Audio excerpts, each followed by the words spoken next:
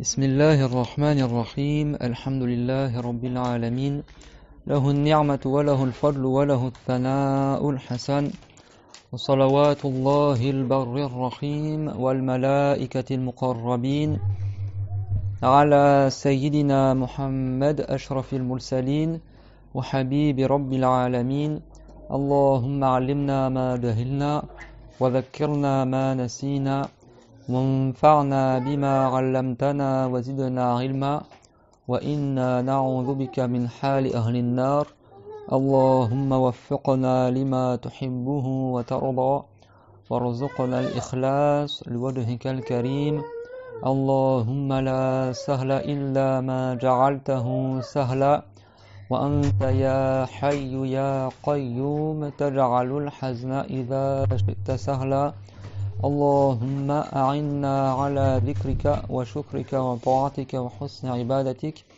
فإنه لا حول ولا قوة إلا بك يا الله يا رحمن يا ذا الجلال والإكرام رب اشرح لي صدري ويسر لي أمري واحلل عقدة من لساني يفقه قولي آمين أما بعد الله تبارك وتعالى dit dans le Coran honoré وَتَعَاوَنُوا عَلَى الْبِرِّ وَالتَّقْوَى وَلَا تَعَاوَنُوا عَلَى الْإِثْمِ وَالْعُدْوَانِ c'est-à-dire et entraidez-vous pour les œuvres de bien et l'obéissance à Allah et ne vous entraidez pas pour le péché et la désobéissance à Dieu. Donc on met l'intention incha'Allah ta'ala d'appliquer cette ayah honorée, s'entraider pour le bien et la piété. C'est quoi la piété? C'est qui me rappelle? At-taqwa, c'est quoi? C'est accomplir les obligations et éviter les interdits. À la base, en langue arabe, at-taqwa, ça veut dire la crainte. Quand tu crains Allah. Mais ici, ça veut dire la crainte de sorte que, comme tu crains Allah, eh ben, tu fais les obligations qu'il t'a ordonnées et t'évites les péchés. Vous avez compris? Ittaqillah, ça veut dire crains Allah, ça veut dire sois pieux, Annie. Mais ça veut dire la crainte qui te pousse à accomplir les obligations et éviter les péchés. C'est comme ça qu'on appelle la piété. Ça n'a rien à voir avec le khushour, qui est la crainte dans la prière quand tu crains Allah et quand tu as la glorification de Allah dans ton cœur. La glorification de Allah Ta'ala dans ton cœur, qui est une condition pour avoir des récompenses dans la prière, ça c'est autre que at-taqwa. Ceux qui n'ont pas bien appris la religion, ils confondent les deux. D'accord? Ce qu'ils appellent certains la crainte révérentielle, ça c'est pas ce qu'on appelle at-taqwa, ce qu'on appelle le khushour. Taqwa, c'est le fait d'être pieux. C'est de craindre Allah de sorte que tu accomplis les obligations et t'évites les interdits. On demande à Allah Ta'ala qu'il fasse qu'on soit parmi les gens qui craignent Allah et qui sont pieux. C'est quoi la condition pour être pieux? C'est d'apprendre la religion, d'accord? Je prie comme ça, on répète, c'est d'apprendre la science de la religion. Si quelqu'un est ignorant en islam, il ne pourra jamais être pieux, d'accord? La science de la religion, c'est comme les savants ils ont dit, la vie de l'islam, d'accord? C'est la vie de l'islam. C'est-à-dire qu'il n'y a pas d'islam sans science de la religion. Aujourd'hui, dans les pays musulmans, tu as des mosquées, tu as des gens, il y en a, ils ont gardé des traditions vestimentaires, des traditions architecturales, etc. Mais si les musulmans, dans les pays musulmans, ils n'aiment plus la religion, bah, l'islam il disparaît. Même s'il y a encore des gens, ils parlent arabe, ils ont des noms musulmans, il y a encore les patrimoines musulmans, les mosquées, les vestiges, tout ça. Si plus personne apprend la religion, il n'y a plus d'islam. L'islam, c'est pas juste l'apparence, d'accord, les habits, etc. Combien de gens ils s'habillent en qamis ou ils portent le voile et ils sont pas musulmans? Et combien de gens ils s'habillent maintenant comme les Européens et ils sont musulmans? Alors, c'est pas les habits qui fait le musulman. Et le vrai islam, c'est d'apprendre la religion et d'appliquer. D'avoir la bonne croyance, de savoir comment tu fais la prière, comment tu jeûnes. C'est ça, être musulman, c'est d'avoir appris la religion et d'avoir la bonne croyance. C'est pas uniquement les habits. D'accord? C'est pas uniquement le fait d'avoir la barbe. Les juifs et chrétiens, ils se poussent la barbe aussi. D'accord? C'est pas une condition, ça, pour être musulman. Donc c'est pour ça que nous, je dis ça, pour qu'on se fasse le rappel à chacun d'entre nous, même s'il y en a parmi vous, ils prennent des cours pendant des années, et moi aussi, faut pas que juste on soigne nos apparences, mais en réalité on a des lacunes au niveau de l'apprentissage. Parce que être un bon musulman, c'est pas avoir une apparence parfaite au niveau du foulard, au niveau de la barbe, au niveau du qamis, mais après à l'intérieur tu connais rien de la religion. Non, être un bon musulman, c'est déjà corriger son intérieur, bien apprendre sa religion, et après ça se reflète sur ton extérieur. Parce que t'es pieux, tu veux t'habiller comme les pieux, parce que tu crains Allah, tu mets le foulard. C'est pas quelqu'un il est ignorant et juste pour montrer aux gens Zarma qu'il est dans la religion, il prend une apparence mais en réalité dans son cœur il connaît rien de la religion. Donc c'est pour ça qu'il faut toujours s'accrocher au fait d'apprendre la science de la religion. Et par la grâce de Allah, là on est dans quel mois? Le mois de Sha'ban, d'accord? Et juste après, il y a le mois de Ramadan. Il reste environ une semaine, hein. D'accord? C'est la semaine prochaine qu'ils vont faire l'observation mardi, d'accord? Qu'ils vont observer. La semaine prochaine, c'est là ils vont voir est-ce qu'il y a le croissant de lune ou pas. Donc il nous reste quasiment une semaine. Et il convient que la personne, elle apprenne comment on fait les actes d'adoration avant de les faire. Si quelqu'un veut faire la prière, c'est pas tu le ramènes à la mosquée, il connaît rien de la prière, et tu dis vas-y fais comme moi, après je t'expliquerai. Non, c'est d'abord tu lui expliques, tu lui apprends qu'est-ce qui annule la prière, c'est quoi les obligations de la prière. Pareil, la purification, les conditions de la prière, comment on couvre de pudeur, où la direction de la qibla, comment on sait que le temps il est rentré, etc. Une fois qu'il a appris tout ce qu'il faut savoir pour que la prière soit valable, après il commence à faire la prière. Et le jeûne de Ramadan, c'est pareil. On va pas attendre que Ramadan y commence et paf, comment on jeûne. Parce que déjà, l'intention de Ramadan, il faudra la mettre la nuit avant que le premier jour de Ramadan y commence. D'accord? Il faudra la mettre la nuit avant que la journée de Ramadan y commence. Donc il faut que la personne musulmane, elle apprenne comment jeûner avant que le mois de Ramadan y commence. Pour pas qu'elle s'engage dans un jeûne sans avoir appris la religion, et donc elle tombe dans le haram de s'engager dans une chose dont elle ne connaît pas les jugements. Dans le jeûne de Ramadan, il y a des choses obligatoires, il y a des choses recommandées, il y a des choses qui sont déconseillées, il y a des choses qui sont interdites. Donc, si quelqu'un n'a pas appris la religion, il ne connaît pas tout cela. C'est clair? Et on ne va pas attendre que Ramadan y commence pour pouvoir l'apprendre. C'est ça qu'aujourd'hui, Inch'Allah, comme c'est le dernier cours qu'on fait avant Ramadan, on va profiter de notre heure habituelle, Inch'Allah, pour réviser ensemble rapidement, Inch'Allah, le sujet du jeûne de Ramadan. Et ça peut te servir aussi pour tous les jeûnes que tu veux faire dans ta vie, même si c'est autre que Ramadan. Mais après, on verra qu'il y a des jugements spécifiques pour le jeûne de Ramadan. Et on fait une bonne intention en cela, par recherche vraiment de Allah, car le prophète Mohammed sallallahu alayhi wa sallam a dit « Innamal a'malu binniyat wa innama likulli imri'in ma nawa » Qui sait en quelle année le jeûne de Ramadan a été rendu obligatoire? 2 ans après l'Hégire. Voilà, deuxième année de l'Hégire. Durant lequel mois? C'est bon, on ne peut pas besoin de faire le cours, tout le monde dit les réponses. Donc durant le mois de Sha'ban. Sha'ban, c'est le mois dans lequel on est actuellement. C'est le mois qui est avant Ramadan. C'est-à-dire que Allah Ta'ala, il a rendu obligatoire le jeûne de Ramadan avant que Ramadan y commence.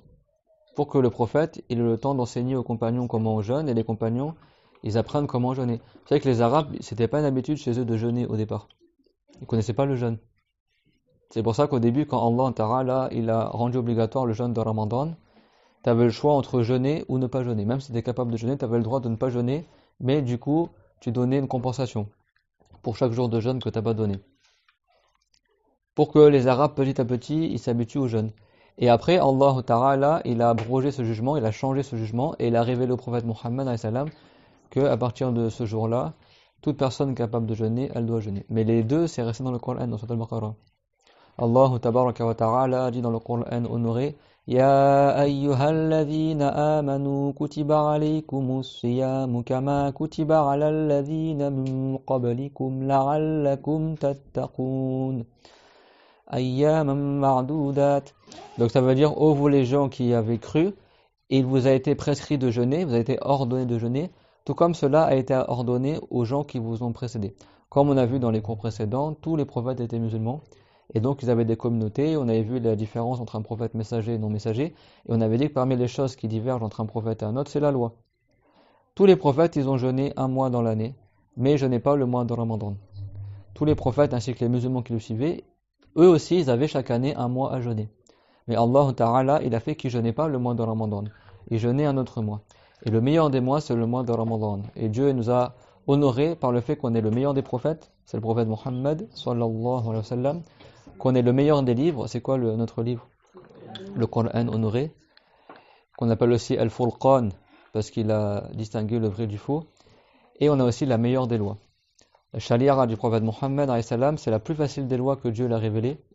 On a une loi plus facile que celle de Moussa, de Isa, de Adam. Et on a la meilleure des lois. Et on a des choses spécifiques. On a des choses spécifiques dans notre communauté qui n'existaient pas dans la communauté antérieure.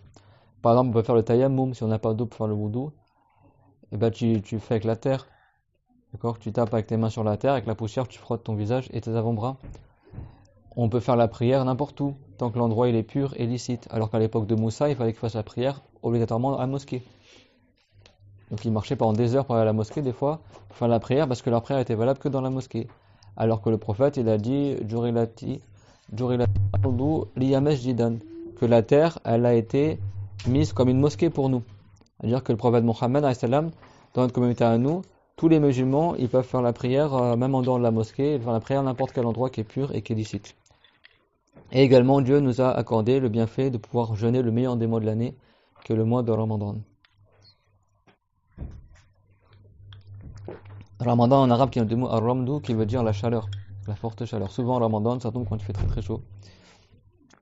Et Allah Ta'ala nous a fait savoir que il accorde beaucoup de récompenses aux jeunes. Le prophète alayhi salam il a dit kullu, il a rapporté la parole de Allah que kullu hasanatin birashi amthaliha, que chaque bonne action que tu fais elle en vaut 10. Tu fais une prière, c'est comme si tu as fait 10 prières. On a combien de prières obligatoires Mariam? Combien de prières Aïcha? Il y a combien de prières obligatoires? Il y en a 5, d'accord? Subor, Vohar, Rasar, Marlem, Risha. On a 5 prières et pourtant le prophète il a dit c'est 50 prières. 50 prières. Comme chaque prière elle en vaut 10, c'est comme si on faisait 50 prières tous les jours. Alors que les autres prophètes, ils n'avaient pas plus que 2 prières à faire dans le passé. Nous on a 50 prières. Le prophète alayhi salam il a dit Hunna khamsun, hunna khamsouna. Hunna khams, c'est 5 prières, mais qui sont 50. Khamsoun, parce que Dieu l'a fait que dans notre communauté à nous, chaque bonne action, elle en vaut 10. Et si tu fais une mauvaise action, un péché, ça compte comme 1. Et si tu es tenté de faire une bonne action, ça t'est déjà compté comme une bonne action. Et si tu l'as fait, ça compte comme 10 bonnes actions. Et si quelqu'un est tenté de faire un péché, ça compte pas comme un péché. Péché moins que la mécrance, bien sûr. Parce que la mécrance, c'est de la mécrance, quelqu'un est tenté de faire la mécrance. Mais un péché moins que la mécrance, si quelqu'un, il a failli le faire mais il l'a pas fait, et il n'a pas mis l'intention de le faire mais il a failli le faire, ça compte pas comme un péché. Et s'il fait le péché, il lui inscrit qu'un seul péché. Alors que si quelqu'un, il s'apprête à faire une bonne action mais il n'a pas encore pris la décision ferme de la faire, mais il est presque qu'il va la faire, il a déjà une bonne action qui est inscrite. Et s'il l'a fait, eh ben ça compte comme 10 bonnes actions. Ça c'est la miséricorde de Allah Ta'ala. Man hamma bil hasanati kutibat lahu hasana wahida wa man amilaha kutibat lahu 10 hasanat. Ça c'est parmi les choses que le prophète Dieu lui a enseigné quand il a fait l'histoire al-Miraj, quand il est monté dans les cieux. C'est parmi les choses que Dieu lui a révélé au prophète Mohammed alayhi salam, que dans sa communauté chaque bonne action elle en vaut 10. D'accord, si quelqu'un est jeûne Ramadan, c'est comme s'il a jeûné 300 jours. 300 jours. 30 jours fois 10, 300. C'est quoi la sunna de jeûner 6 jours de Shawwal, n'est-ce pas? 6 jours fois 10, ça fait 60. 360 jours en tout, ça fait le nombre des jours de l'année. C'est comme si elle jeûnait toute l'année. C'est ça que le prophète alayhi salam, il a dit Man sawma Ramadan thumma atba'ahu sittan min Shawwal faka'annama sawma ad-dahr. Si quelqu'un il a jeûné Ramadan puis après il le suit par un jeûne recommandé de 6 jours, c'est comme s'il a jeûné toute l'année. Parce que Ramadan c'est 30 jours en général, ou 29, 30, fois 10, comme chaque bonne action on en vaut 10, ça fait 300 jours. Plus 6 jours de Shawwal, fois 10, 60, 360, ça fait l'année lunaire. L'année lunaire elle est plus courte qu'une année solaire. L'année solaire c'est 365, l'année lunaire c'est 360. Même si tu comptes en année solaire, n'est-ce pas qu'il y a 5 jours que c'est haram de jeûner? Les 2 jours de l'Arid et les 3 jours de At-Tashriq, le 11, le 12 et le 13 après Eid al-Adha, après le jour de l'Arid, après le Hajj, dans la période du Hajj, Eid al-Adha. Donc même si tu comptes que l'année c'est 365 jours, il y a 5 jours que c'est haram de jeûner. Donc ça c'est un grand mérite.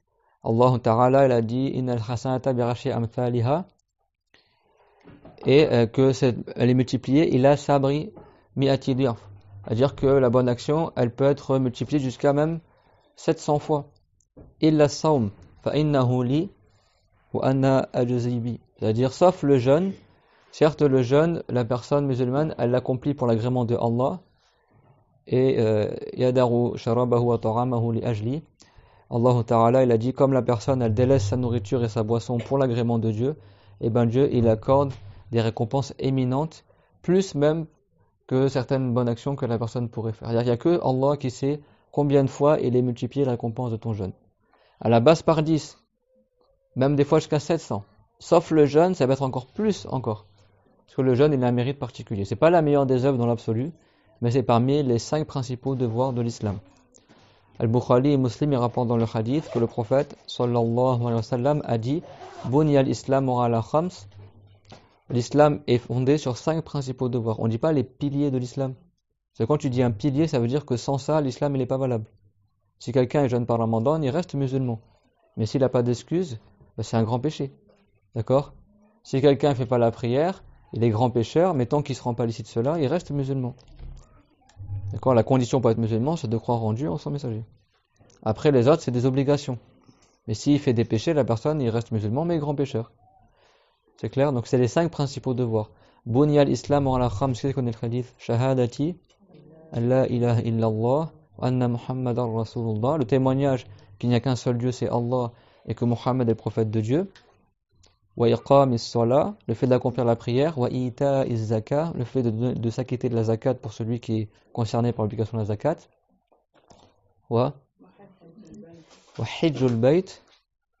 Wa sawmi ramadan. Et dans une version, il y a le jeûne avant le pèlerinage. D'accord? Donc le jeûne est parmi les 5 principaux devoirs. Allah tabaraka wa ta'ala, quand il a ordonné de manière catégorique le jeûne de Ramadan, parce qu'on a dit qu'au début, le jeûne, la personne pouvait choisir si elle jeûnait ou pas, mais si elle jeûnait pas, elle donnait une compensation en échange.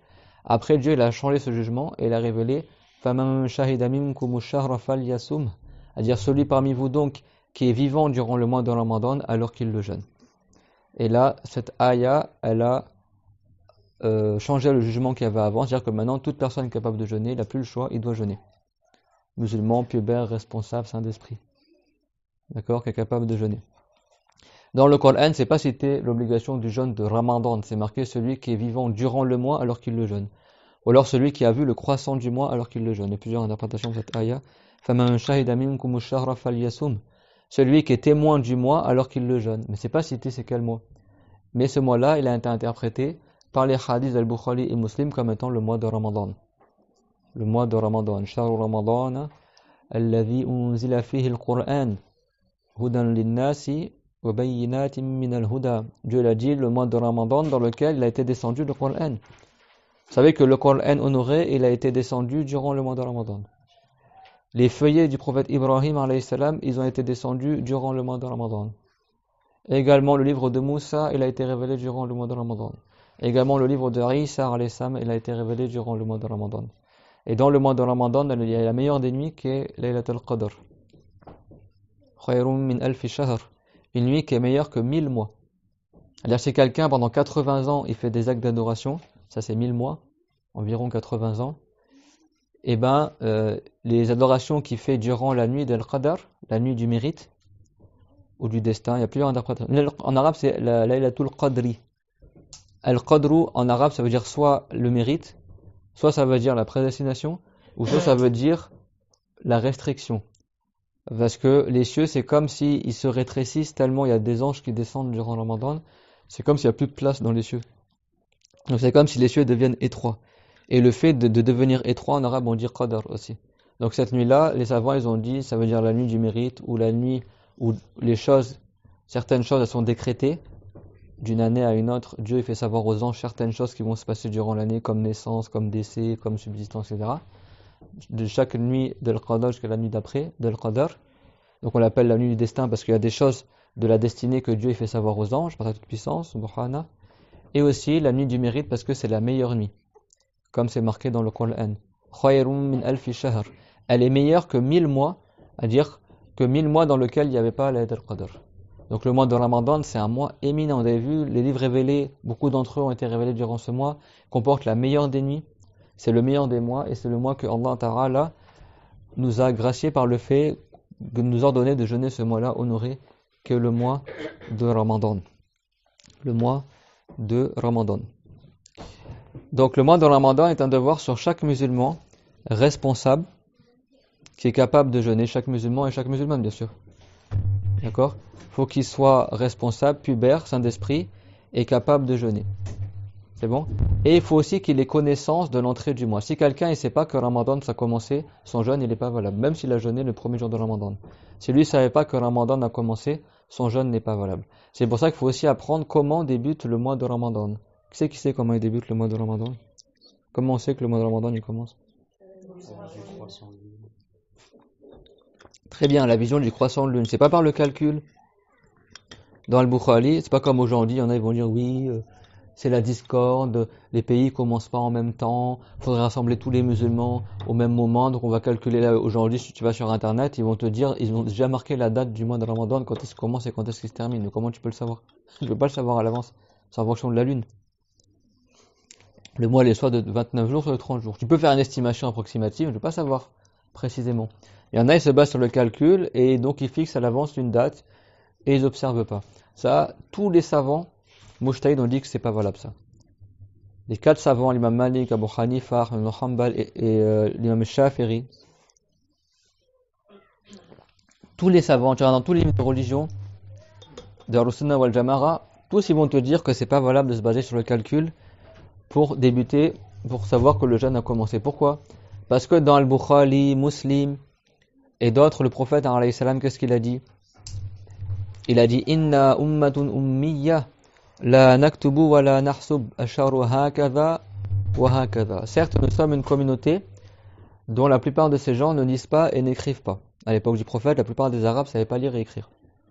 C'est-à-dire que on ne se base pas sur le calcul ou l'écriture pour le début du jeûne de Ramadan. Asharu hakaza wa hakaza. Le mois, il est soit comme ça, soit comme ça. C'est-à-dire que le mois, il est soit de 29 jours ou soit de 30 jours. Les mois lunaires, ça, c'est les plus sûrs des mois. C'est toujours 29 ou 30, 29 ou 30. C'est pas comme les années solaires. Tu as des mois à 31 jours, des mois à 30 jours, des mois à 29 jours, des mois à 28 jours. C'est que même la NASA, soi-disant, quand ils veulent envoyer leur fusée, ils se basent sur le calendrier lunaire, ils ne basent pas sur le calendrier solaire. Parce que c'est pas précis, Annie. Et en plus, ce qui est magnifique, et Dieu, vous savez qu'il a créé le monde, l'univers, il a soumis pour nous le soleil, la lune, etc., pour que ça soit d'utilité pour nous dans le bas monde. Vous savez qu'en regardant la forme de la lune, tu peux savoir est-ce que tu es au début du mois, au milieu du mois ou à la fin du mois. Ça, tu peux pas le voir avec le soleil. Si le croissant de lune, il est bombé comme ça, il est tout fin et bombé vers la droite, tu penses que ça va être D, d'accord? Et il est bombé vers la droite, c'est-à-dire que c'est le début du mois. C'est bon? Comment est le croissant de lune au début du mois? Il est bombé vers la droite, ça fait un petit croissant de lune comme ça, tout fin, un arc de cercle qui est bombé vers la droite, comme le rond du dé. Après, quand la lune elle est à moitié pleine, et ben là c'est le quart du mois. Quand elle est pleine lune, ça c'est le milieu du mois. Après, quand elle est pleine du côté gauche, et le côté droit c'est pas éclairé, ça c'est le dernier quart du mois. Et après, quand le croissant de lune il est tout fin mais bombé vers la droite, alors là c'est la fin du mois. Et quand il n'y a plus de lune, c'est-à-dire que le mois d'après il va commencer. Ce qu'on appelle la nouvelle lune, quand il n'y a plus de lune du tout. Et après, il y a le croissant de lune qui apparaît à nouveau. C'est clair? Donc ça c'est magnifique, c'est-à-dire que on a un calendrier en fait dans les ciels. Rien qu'en regardant la lune, tu sais est-ce que tu es au début du mois, fin de mois, milieu de mois. Ça tu peux pas le voir avec le soleil. Parce qu'à la base c'est de se baser sur la lune pour le mois, c'est pas sur le soleil. Et donc c'est pareil, ça c'est pour tous les mois lunaires. Sachez que c'est un devoir communautaire que les musulmans, à la fin de chaque mois, ils observent pour le mois d'après. Parce que sinon comment tu vas savoir que c'est le mois de Ramadan? Et même pour tous les sujets religieux qui sont basés sur des calculs de jours ou de mois, on se base toujours sur le calendrier lunaire. La femme qui a été divorcée, dans certains cas de figure, elle doit faire une période de viduité de 3 mois lunaires. Comment on va savoir que c'est 3 mois lunaires? En fonction des mois lunaires, il faut qu'elle observe la lune. Il y a des kafara, des expiations de certains péchés, tu dois jeûner 2 mois à la suite. Et ces 2 mois à la suite, c'est pas janvier-février, c'est les mois lunaires. En islam, on ne prend en aucun cas en considération les mois solaires. Quand on dit par exemple tu dois attendre 2 mois ou 3 mois, ou la femme qui est veuve elle doit attendre 4 mois et 10 jours avant de se remarier, c'est pas janvier, février, mars, avril, après elle fait 10 jours et ça y est, elle peut se remarier. Non, c'est 4 mois lunaires, pas 4 mois solaires. Donc c'est pour ça qu'il y a énormément de jugements dans la religion qui sont relatifs aux mois. C'est pour ça que chaque mois lunaire, c'est obligatoire qu'il y a 2 hommes dignes de confiance dans toutes les villes des musulmans qui fassent l'observation à Paris, à Dijon, à Marseille. C'est pas un pour tout le pays, dans chaque ville. 2 hommes dignes de confiance. Sauf pour le mois de Ramadan, c'est suffisant que ce soit un seul homme digne de confiance. Donc si un homme digne de confiance a vu la nuit du 29, après le coucher du soleil, 20 minutes après, il y a la lune qui se couche aussi, au début du mois. Et après, plus tu avances dans le mois, plus la lune elle se couche tard après le soleil. Le 3 du mois, la lune elle se couche environ 1h30 après le soleil. Mais au début du mois, la lune, le soleil se couche et genre un quart d'heure après, tu as le tout petit croissant là qui apparaît et après il se couche aussi. Parce qu'il suit le soleil et la lune. Donc si quelqu'un a vu ce croissant là à la nuit du 29 au soir, alors il sait qu'il n'y aura pas de 30e jour pour le mois de Charban et que le jour d'après ce sera le jour de Ramadan, le premier jour de Ramadan. Et s'ils n'ont pas vu le croissant de lune, qu'est-ce qu'ils font? Eh bien ils considèrent que ce jour-là, le jour d'après, ça va être le 30e jour du mois de Charban. Et donc là, comme le mois il fait pas plus que 30 jours, bah, a fortiori le jour d'après, ce sera le premier jour de Ramadan. C'est comme ça depuis plus de 1000 ans que les musulmans ils savent que le mois de Ramadan il est rentré. C'est clair, tout le monde? T'observes et si t'as pas vu le croissant de lune, tu complètes le mois à 30 jours. Et pourquoi tous les savants sont d'accord sur ce jugement-là? Parce qu'il est marqué dans le hadith. Le prophète alayhi salam, il a dit Inna ummatun ummiyatun la naktubu wa la narsub asharu hakaza wa hakaza. Certes, nous sommes une communauté qui se base pas sur l'écriture et le calcul, donc ici pour le sujet du mois de Ramadan. Après on écrit, on calcule pour d'autres sujets, pour la zakat, pour l'héritage, on fait des calculs. Mais là, pour le mois de Ramadan, on ne fait pas de calcul. Et après le prophète, il a dit le mois, il est soit comme ça, soit 29, soit 30 jours. Et après il a dit Sumu li ru'yatihi wa aftiru li ru'yatihi. Alors jeûnez à la vision du croissant de lune et arrêtez de jeûner le mois de Ramadan lorsque vous verrez le croissant de lune du mois d'après, que le mois de Shawwal.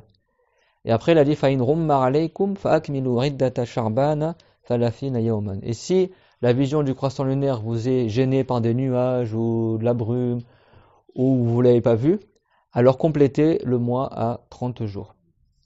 C'est clair? Et ça, tous les savants, ils ont dit la même chose parce que le prophète, explicitement dans le hadith, il a mentionné cela. Donc il n'y a aucune considération à prêter à ceux qui aujourd'hui, Zarma, ils veulent changer la religion et dire non, mais il faut que tout le monde y soit d'accord, on ne peut pas faire comme ça chaque année, les pays ils commencent par en même temps le mois de Ramadan. Je vous pose une question. N'est-ce pas que tous les musulmans responsables, pubères, hommes, c'est un devoir qu'ils prient le Jumu'ah tous les vendredis? Ils vont à la mosquée prier le Jumu'ah? Est-ce que dans tous les pays du monde, ils font tous le Jumu'ah en même temps? Non. En fonction de là où tu habites, l'heure du Zohar les change. Est-ce que ça montre que les musulmans ne sont pas unis? Est-ce que ça veut dire qu'on est divisé? Non. Ça gêne personne. Au contraire, on est tous unis dans le fait de faire le Jumu'ah. Et ben Ramadan, c'est pareil. On est tous unis dans le fait de faire le jeûne de Ramadan. Après que tu as des pays qui commencent avant d'autres, bah, ça ne montre pas qu'on est divisé. En Indonésie, ils observent le croissant de lune 6 heures avant nous, environ. Et en Australie aussi. Ils vont attendre que nous, on voit le croissant de lune pour commencer à jeûner? Ben non, ils font en fonction de chez eux. Ils ont la nuit qui tombe avant nous. C'est clair, tout le monde, ça? Donc c'est important d'apprendre, déjà de savoir comment le mois il débute. Parce que si quelqu'un, juste il a regardé sur un calendrier ou des calculs et il s'est imaginé que le mois allait rentrer, son jeûne il n'est pas valable. Son jeûne il n'est pas valable.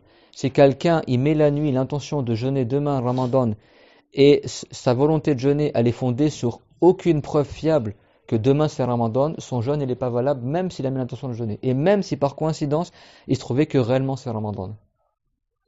Pour que le jeûne soit valable, il faut que ton intention elle soit motivée par une preuve tangible que le mois de Ramadan il va rentrer.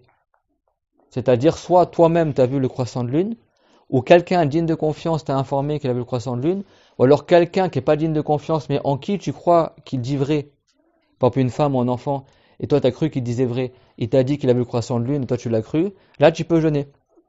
D'accord? Et pour que on annonce l'entrée du mois de Ramadan à tous les musulmans sur terre, ou tous les musulmans du pays, il faut que ce soit quelqu'un digne de confiance, un homme digne de confiance, qui a informé le gouverneur ou le juge ou le président du pays musulman qu'il a vu le croissant de lune. Et pour le mois de Ramadan, contrairement à tous les autres mois, c'est suffisant une seule personne.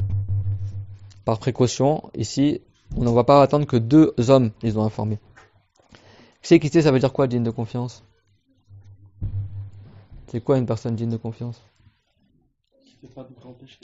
C'est quelqu'un déjà qui est musulman, qui a la croyance de Ahlus Sunnah wal Jama'a, Salim al-Sarira, Ma'moun al-Ghadabi, ça veut dire que quand il se met en colère, il tombe pas dans le haram. C'est pas quelqu'un quand il se met en colère, il casse sa télé ou il insulte ou il tape injustement.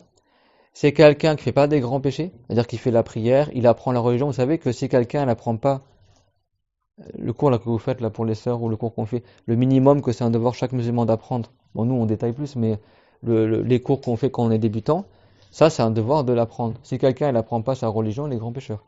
Donc déjà si quelqu'un il apprend pas la religion, on prend pas sa parole en considération pour annoncer à tous les musulmans que le mois il est rentré, aux musulmans de la ville. Donc c'est quelqu'un qui est musulman, qui a la bonne croyance de Ahl-Sunnah wal Jama'a, qui se met pas, qui tombe pas dans le péché quand il se met en colère. C'est quelqu'un qui a un comportement respectable, c'est-à-dire que c'est pas un homme qui s'habille avec des jeans moulants, qui se fait des coupes de cheveux fashion victime, allez, des fois pour un rapprochement d'idées. Quand tu veux passer un entretien d'embauche par exemple, est-ce que tu vas y aller avec un jean déchiré et une coupe de cheveux farfelue? Non, tu vas aller habillé d'une certaine manière. Les hommes politiques, quand ils s'habillent comment? Ils sont habillés d'une certaine manière. Il y a un code vestimentaire, n'est-ce pas? Eh ben, celui qui est digne de confiance, il a un comportement qui est digne des gens qui sont dignes de confiance. Là, c'est quelqu'un qui est posé, c'est pas quelqu'un qui perd son temps à jouer aux jeux vidéo ou à raconter des blagues inutiles ou qui danse par exemple. Celui qui danse, il n'est pas digne de confiance, même si c'est pas la danse qui est haram. Celui qui porte des habits moulants, il n'est pas digne de confiance.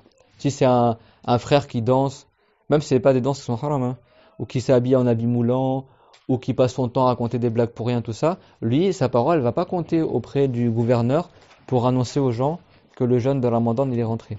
C'est clairement tout le monde. Digne de confiance, on le voit dans plusieurs chapitres, même pour le contrat de mariage. Dans l'école de Chaféry, il faut que les deux témoins qui témoignent que le contrat de mariage a eu lieu, il faut qu'ils aient aussi ces caractéristiques-là. C'est clairement tout le monde, ça? Donc, Omar ibn al-Khattab, son fils s'appelle Abdullah. Abdullah, c'est rapporté dans le Bukhari que le prophète, il a dit, alayhi salam, Ni'ma ar-rajulu Abdullah, law kana yaqumu bil-layl. Ça veut dire quelle bonne personne que Abdullah, si seulement il faisait davantage de prières la nuit, de prières sunna la nuit. Et dans certaines versions, il a dit que c'est un homme vertueux. Donc le prophète, il a validé Abdullah, fils de Omar ibn al-Khattab, que c'est un homme qui est digne de confiance, qui est validé, qui est vertueux.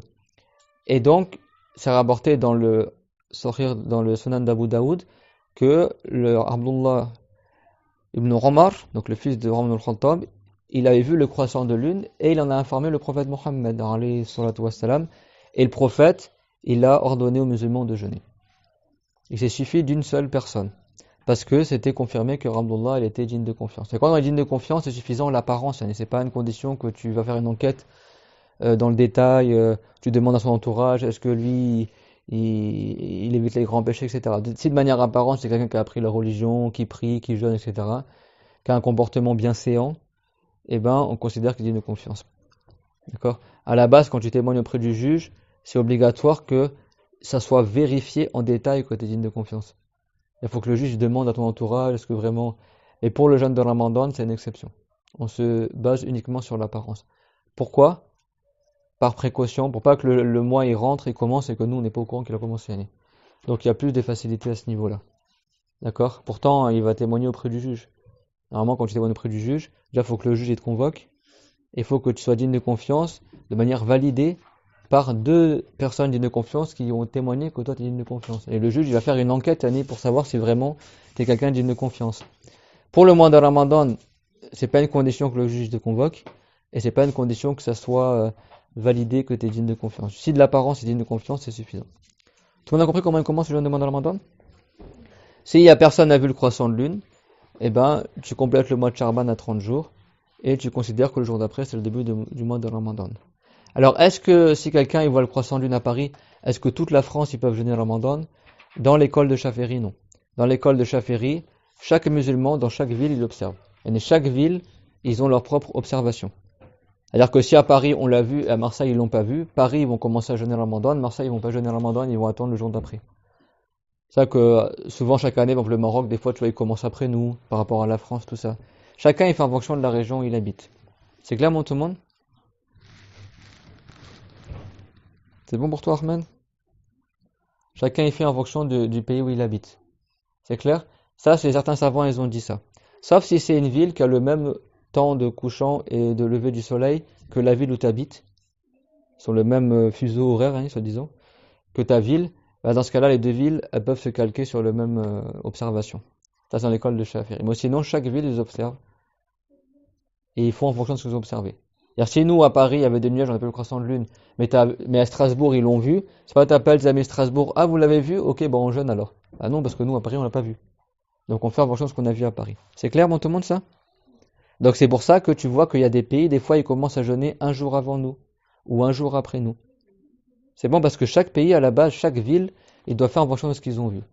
Et d'autres savants, comme Abu Hanifa, ils ont dit, si dans un pays c'est confirmé que le croissant lune a été vu, alors tous les autres pays ils peuvent jeûner même s'ils n'ont pas vu. Et souvent, c'est ce qu'on fait par précaution. On demande les frères en Indonésie, au Maroc, ou dans les pays musulmans, tout ça. S'ils nous ont dit qu'ils ont vu, en général, on dit aux gens, bah, c'est bon, vous pouvez jeûner. C'est clair, mon tout le monde? Sur là, ils ont des questions par rapport à comment c'est le début du mois de Ramadan. Tout le monde a compris? Vous avez vu, là, il n'est aucunement notion, fait mention de calcul ou que sais-je. Hein. Qui c'est parmi vous, il sait calculer les calculs astronomiques pour savoir la course de la Lune et du Soleil? Moi, j'ai jamais appris ça et je sais même pas où est-ce qu'on apprend ça.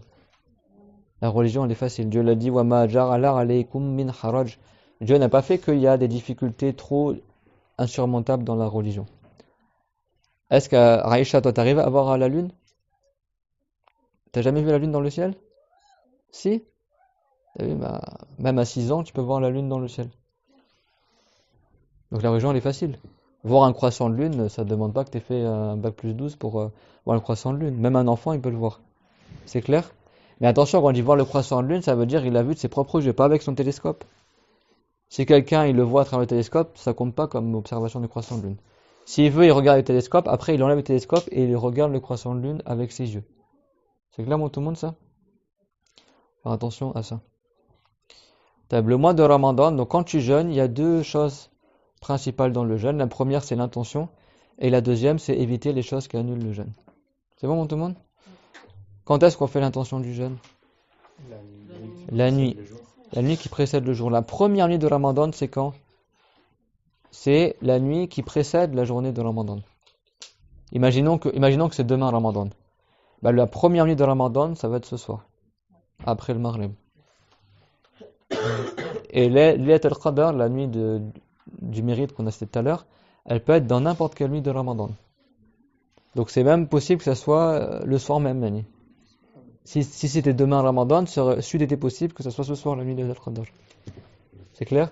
Parce que la première nuit de Ramadan, elle précède le premier jour de Ramadan. En islam, la nuit précède le jour. C'est-à-dire que la nuit, elle tombe au coucher du soleil, et après quand le soleil il se lève, c'est la même journée qui commence. Aujourd'hui, on est quel jour? Samedi. Quand le Maghrib va rentrer, là, ce soir, on va rentrer dans la nuit du dimanche. Et la nuit du samedi, c'était hier soir. T'as compris? Donc, c'est obligatoire dans le jeûne de Ramadan que tu mettes l'intention la nuit, c'est-à-dire entre le Maghrib et l'aube, le soubord. L'aube, c'est pas le lever du soleil. Hein. L'aube se termine par le lever du soleil. Faire attention. Hein. Il y a l'aube, l'aurore et le lever du soleil. En France, des fois, tu dis l'aube, il croit, je me suis levé à l'aube, lui, il comprend quand le soleil s'est levé. Non. L'aube, c'est la lumière blanchâtre horizontale à l'horizon est qui apparaît juste avant le lever du soleil, à la fin de la nuit. Bon, à Paris, on ne le voit pas, ça.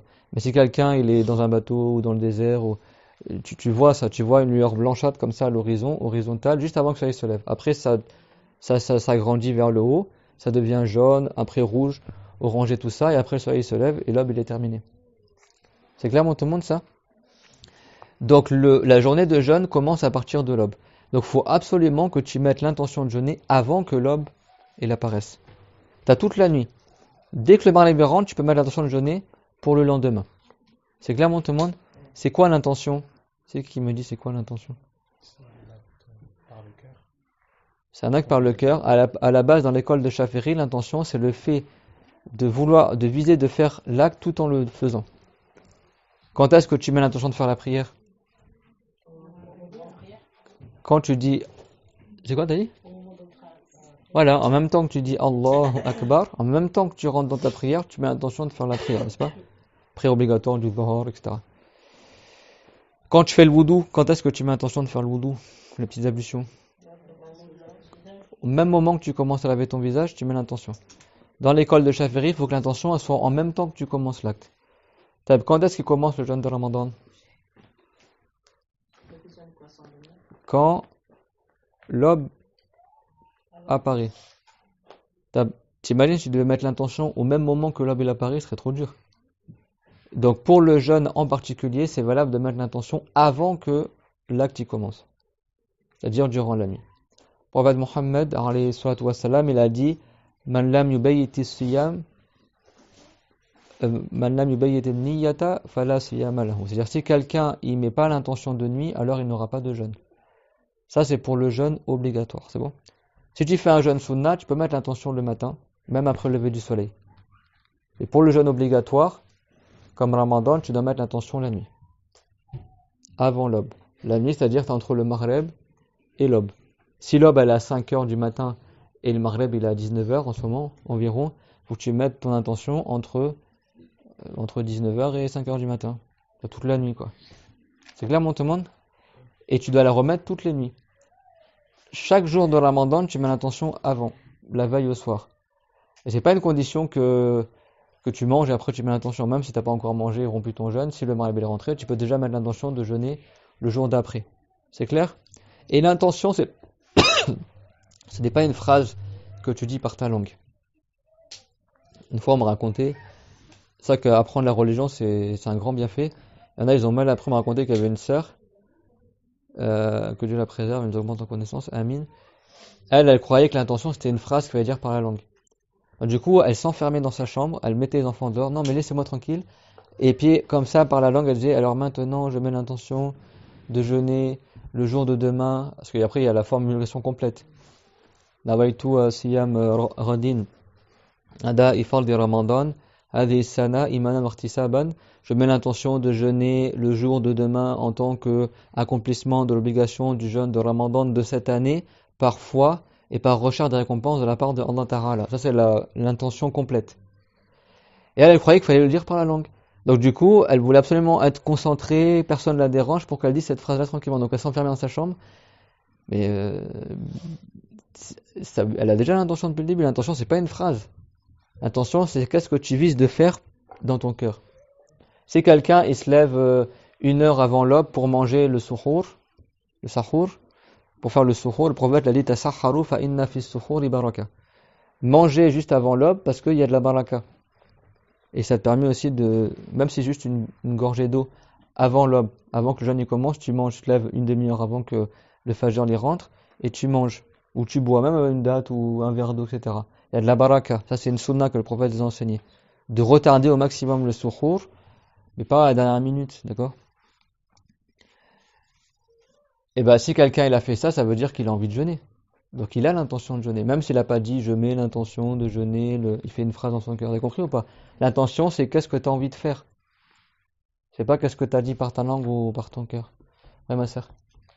Si pendant des années on a eu l'intention, mais juste au début du mois, est-ce que alors non, après nous là on parle selon Shafiri. Certains savants comme Malik, il a dit que c'est valable de mettre l'intention au début du mois pour tout le mois. Mais l'intention, même si quelqu'un a mis l'intention au début du mois, c'est-à-dire que pendant toute l'année, la personne qui a mis l'intention au début du mois, elle n'a pas eu l'intention de jeûner le reste du mois de Ramadan. Bah c'est très bien qu'elle va jeûner le lendemain.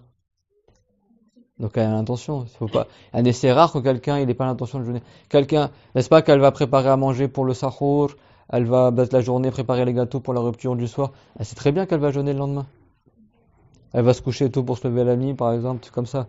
C'est-à-dire que en réalité, la plupart des musulmans, ils ont l'intention tous les jours de jeûner. C'est clair? Et de toute façon, si la femme elle est menstruée, elle va pas jeûner tout le mois. C'est clair? Donc elle va pas mettre l'intention pour tout le mois alors qu'elle sait qu'elle va pas jeûner tout le mois. C'est clair? Donc et si quelqu'un il prend l'avis de l'imam Malik qu'il met une seule intention pour l'ensemble du mois, alors il faut qu'il jeûne selon l'école de l'imam Malik. Et c'est pas les mêmes règles que dans l'école de Shafiri. Donc nous aujourd'hui on va voir selon l'école de Shafiri. C'est clair mon tout le monde ça? Avant de prendre des avis à droite à gauche Abu Hanifa ou autre, ça veut dire qu'après tu dois jeûner selon Abu Hanifa. C'est clair mon tout le monde? Donc la précaution c'est de sortir de la divergence et de mettre l'intention toutes les nuits. Pourquoi? N'est-ce pas que chaque jour de jeûne il est rompu le soir et après tu refais un autre jour de jeûne? Ça veut dire que Ramadan, chaque jour de jeûne est un acte d'adoration indépendant. Pour preuve que quoi? Que y a des cas de figure où quand tu rattrapes, tu as des jours de jeûne à rattraper, tu rattrapes au jour le jour, tu rattrapes pas 30 jours d'un coup par exemple. Tu rattrapes un jour ou deux. Quand quelqu'un était malade un jour pendant le Ramadan, ou une femme elle avait les menstrues 3 jours pendant le Ramadan, elle va rattraper 3 jours.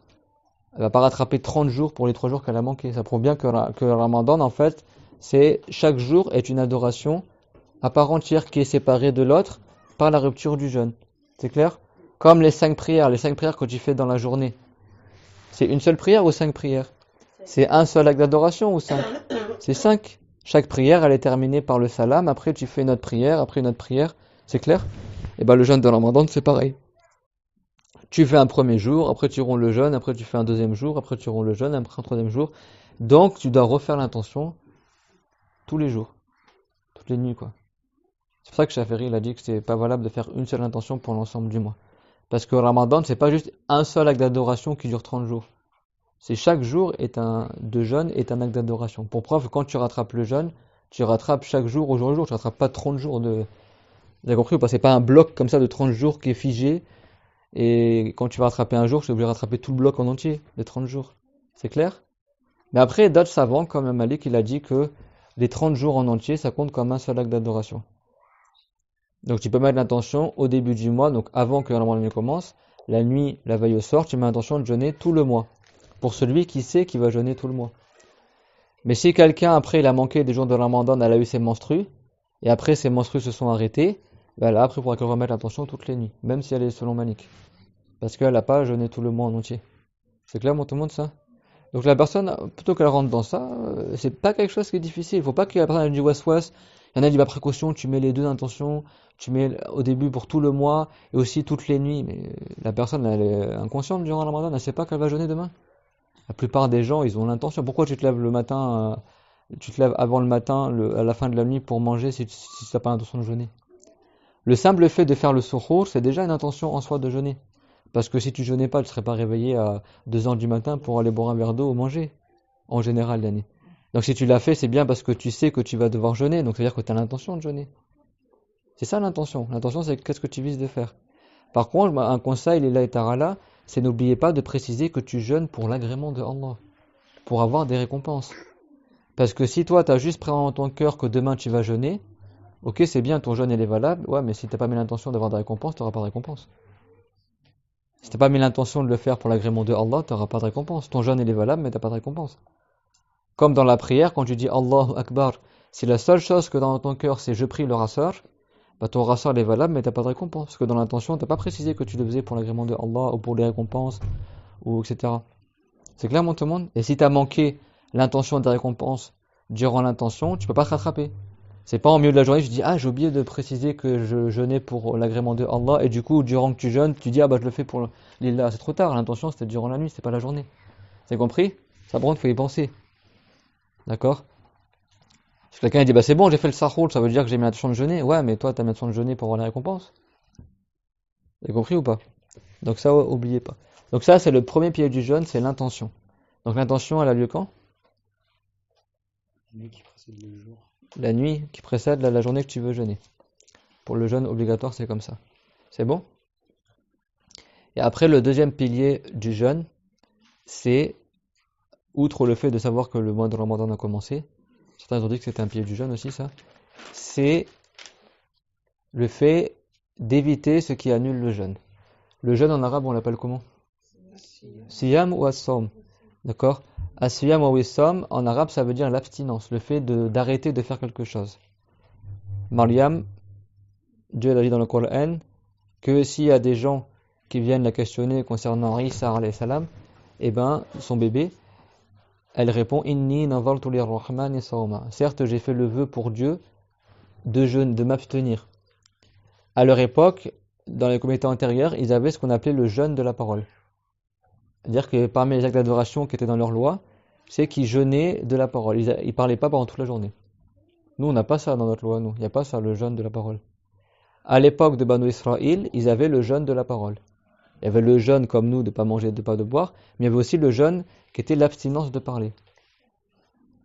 Et donc, Dieu il a envoyé l'ange Jibril alayhi salam et qui a fait savoir à Maryam que si jamais il y a des gens qui viennent l'embêter par rapport à son enfant qu'elle a eu, le prophète Isa alayhi salam, parce que vous savez, Maryam a été vierge, donc comme elle a eu un enfant, c'est par la création de Allah à toute puissance.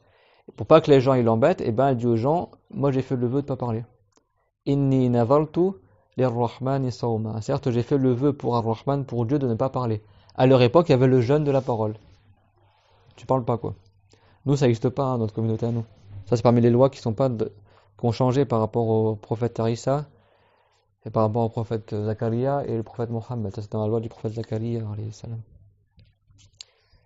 C'est clair? Donc, jeûner, ça veut dire quoi? Ça veut dire s'abstenir de ce qui annule le jeûne depuis l'aube jusqu'au coucher du soleil. Parce que le jeûne, il commence à partir de quand? À partir de l'aube.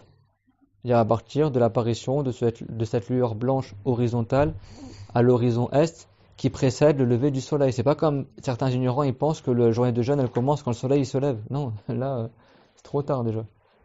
C'est clair?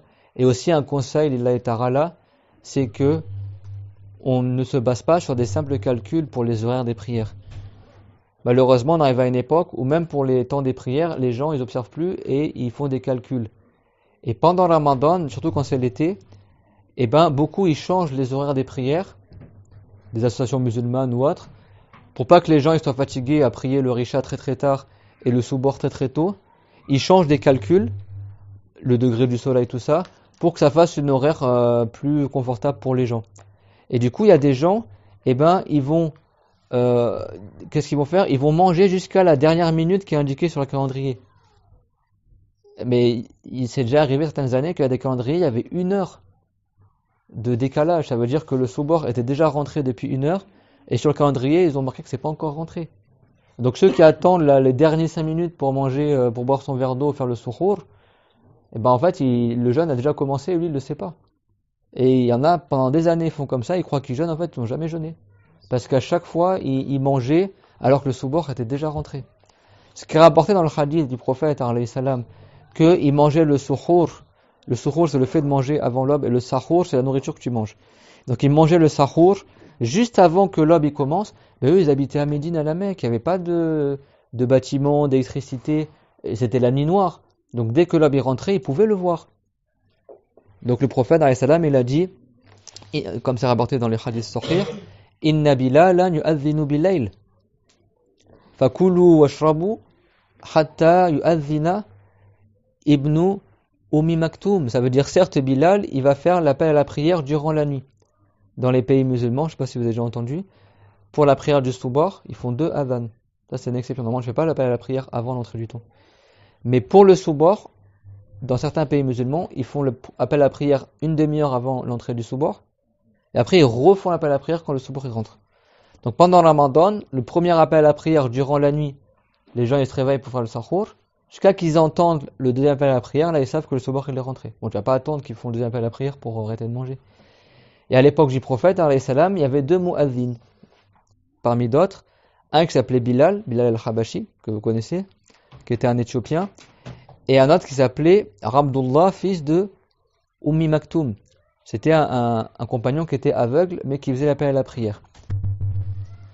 Et donc, Bilal, durant la nuit, avant l'entrée du Soubor, il montait sur la hauteur pour faire le adhan, il faisait appel à la prière, alors que le Soubor n'est pas rentré. Donc le prophète et les compagnons, ils mangeaient. Il avait juste le temps de descendre de l'endroit où il est monté. Et Rabdullah ibn Maktoum, il monte en haut, qu'après, il faisait l'appel à la prière du Soubor. Il y avait un temps court, peut-être 1/4 d'heure ou tel que cela. Bien sûr, il faisait Dora entre temps, etc. En fait, il a dit, quand vous entendez l'adhan de Bilal durant la nuit, vous mangez, vous buvez, vous faites le sahour. Vous mangez le sahour et vous faites le suhour. Jusqu'à que Abdullah ibn Ummi Maktoum il fasse le adhan. C'est-à-dire que là, s'il fait le adhan, le Soubor, il est rentré. C'est clair? Et les compagnons, ils disaient qu'il y avait à peine le temps que Bilal il fasse le adhan, il descende et que Abdullah il monte, qu'après le Soubor était rentré. Ça veut dire qu'il faisait le sahour juste avant que le Soubor il rentre. Mais à l'époque du prophète, il n'y avait pas la pollution lumineuse qui t'empêche de voir l'aube, etc., comme il y a le cas à Paris. Ils pouvaient voir avec exactitude quand est-ce que l'aube il commence. Donc ils pouvaient se permettre de faire le sahour, de manger le sahour juste avant l'aube. Mais nous à Paris, on ne peut pas faire ça. À Paris, si tu habites à Paris même là, 1 heure après, 1h30 après l'aube, tu vas voir que le ciel il commence à devenir clair et que l'aube est rentrée. Mais le tout début du temps, tu le vois pas parce qu'il y a les bâtiments, la pollution lumineuse, c'est-à-dire qu'il y a les lumières d'électricité, ça fait déjà une lueur blanche à l'horizon alors que c'est encore la nuit. Mais il n'y a pas la nuit noire.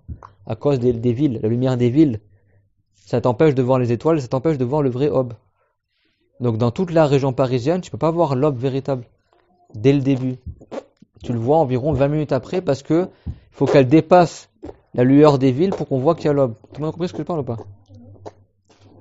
La vraie aube, tu la vois quand tu es au bord de la mer, par exemple, tu vois l'horizon, il est tout noir. Et quand l'aube il apparaît, bah tu vois qu'il y a une lueur blanche qui apparaît à l'horizon. Mais à Paris, si tu vas la nuit à Paris, même à la campagne, tu verras, et ben tu vois au loin la lumière des villes. Donc il y a toujours une lueur blanche à l'horizon, même si c'est la nuit. Donc je peux pas voir l'aube dès le début. Donc c'est ça qu'il faut faire attention, prendre des précautions. Si ton calendrier il annonce que l'aube il apparaît à 4 heures, tu vas pas attendre 3h58 pour arrêter de manger. Alors même les calendriers là, arrêtez de manger 1 heure avant. Hein. Et surtout c'est des calendriers qui sont... Il y en a qu'est-ce qu'ils font, ils vont chez le boucher, ils regardent tous les calendriers, ils regardent le calendrier qui donne l'horaire là plus tard, et puis ils choisissent ça comme calendrier pour la Ramadan. Et comme ça, ben, le soleil il y en a qu'un, hein, il va pas attendre, il va pas s'adapter au calendrier que tu as. Et le mieux, c'est pas de se baser sur un calendrier, c'est de se baser sur l'observation. C'est clair, tout le monde? Et c'est pareil, le jeûne, il termine quand? Quand le soleil se couche. C'est pas dès que tu entends l'appel à la prière dans Radio Orient, tu vas faire la rupture. Dès qu'ils entendent à la radio l'appel à la prière, ils rompt le jeûne. Ça se trouve, l'émission, elle est au bled ou je sais pas. Il y a des gens, ils rompent leur jeûne, le soleil, il est encore dans le ciel. Donc la fin du jeûne, c'est pas en fonction de l'appel à la prière. C'est en fonction, est-ce que réellement le soleil s'est couché? C'est clair? Donc le fait de jeûner, c'est quoi? C'est s'abstenir de ce qui rompt le jeûne depuis l'aube jusqu'au coucher du soleil. Et le coucher du soleil, c'est-à-dire quand le soleil il est entièrement disparu derrière l'horizon ouest. C'est clair, tout le monde, ça? Alors maintenant, qu'est-ce qui annule le jeûne? Qu'est-ce que tu dois éviter durant le Ramadan qui annule le jeûne? De boire, de manger. Boire et manger, et c'est pas que boire et manger. Hein. Il y a quoi aussi? Introduire un volume, petit ou grand, dans la tête. Voilà, donc déjà, sachez une chose, une règle générale, avant qu'on rentre dans le détail de ce qui annule le jeûne. Le jeûne de Ramadan est annulé dans le cas, donc 3 conditions, vous voulez noter les 3 conditions? Le jeûne de Ramadan est annulé dans quel cas? Dans le cas où il savait que c'est interdit. Donc le jeûne de Ramadan est annulé. Dans le cas, donc le jeûne de Ramadan est annulé par une chose parmi les alternatifs. Dans le cas où il savait que cette chose-là est interdite durant Ramadan. Dans le cas où il savait quoi? Dans le cas où il savait que cette chose-là est quoi? Interdite durant Ramadan. J'ai pas dit il savait que ça annulait le jeûne. Non, j'ai dit il savait que c'était interdit durant Ramadan. Par exemple, est-ce que les gens ils savent que c'est interdit de manger pendant Ramadan? Oui. Donc si quelqu'un il sait que c'est interdit, c'est quoi jeûner? Si quelqu'un il sait que c'est interdit de jeûner, si quelqu'un il sait que c'est interdit de manger pendant Ramadan, et malgré ça il mange durant Ramadan la journée, bien sûr, bah son jeûne est annulé. Pourquoi? Parce qu'il savait que c'était interdit durant Ramadan de manger. C'est clair? La première condition pour que la chose annule le jeûne, toutes les choses qu'on va citer là qui annulent le jeûne, elles n'annulent le jeûne que sous 3 conditions. C'est-à-dire que c'est possible que quelqu'un il fasse quelque chose qui annule le jeûne à la base, mais comme les 3 conditions qu'on va citer ne sont pas remplies, son jeûne n'est pas annulé. C'est clair? Donc c'est pas le simple fait qu'il fasse un annulatif du jeûne que son jeûne est annulé. Non. C'est s'il a fait cet annulatif-là et que ces 3 conditions-là étaient remplies. C'est quoi la première des 3? Les sœurs, c'est quoi la première condition qu'on a dite? Dans le cas où il savait que cette chose était interdite. Voilà, il savait que cette chose-là est interdite durant la journée de Ramadan. C'est bon pour tout le monde? Donc c'est la connaissance que c'est interdit, pas la connaissance que ça annule. C'est clair? Deuxième condition, c'est quoi? C'est que il l'a faite volontairement. C'est quoi? C'est qu'il l'a faite volontairement. Ça veut dire quoi volontairement? Délibérément. C'est-à-dire qu'il a fait exprès de la faire. Non, c'est pas il a oublié. C'est pas quelqu'un par exemple il marchait dans quelqu'un par exemple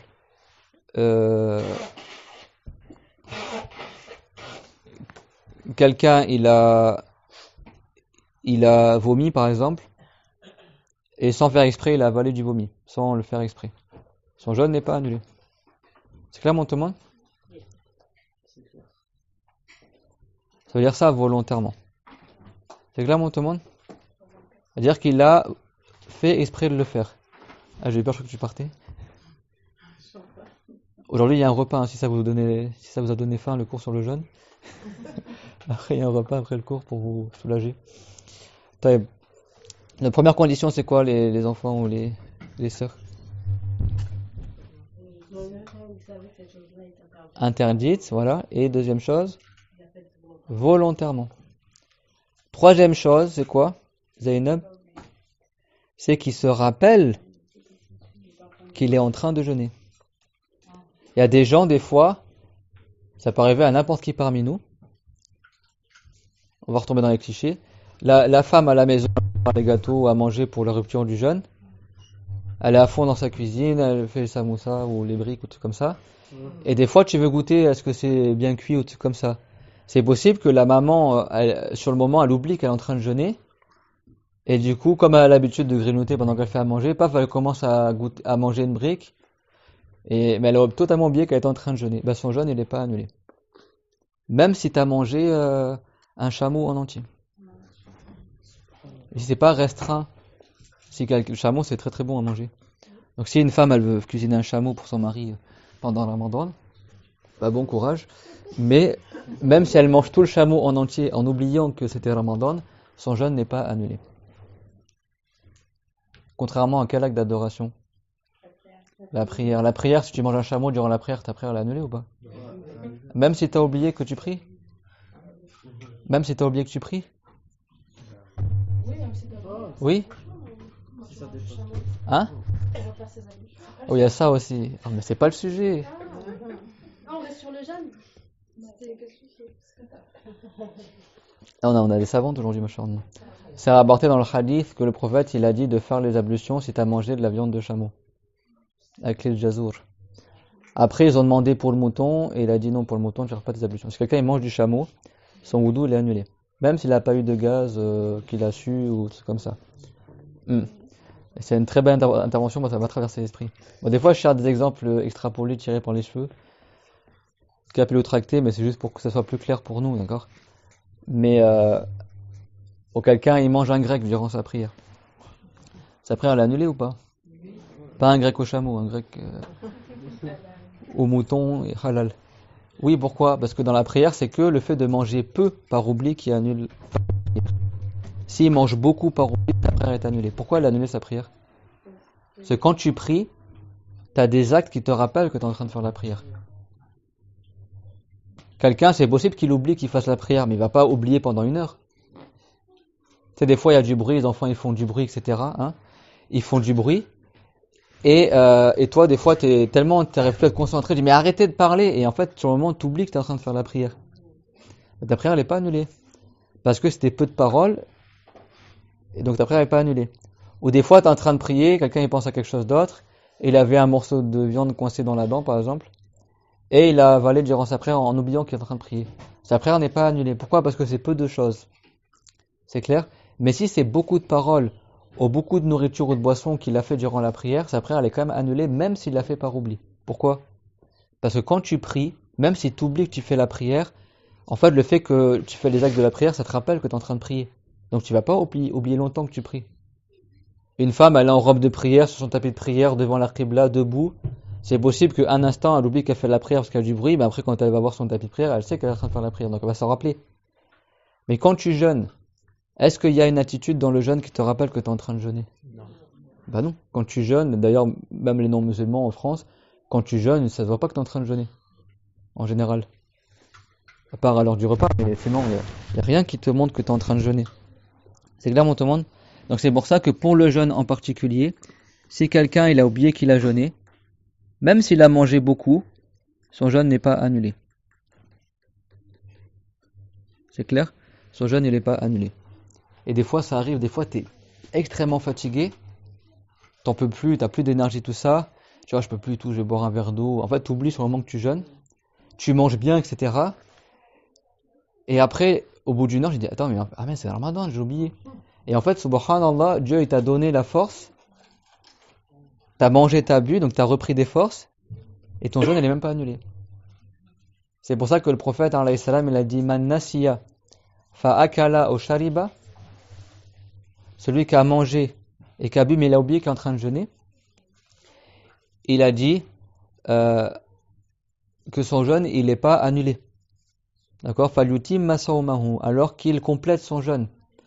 فإنما أطعمه الله wa saqahu.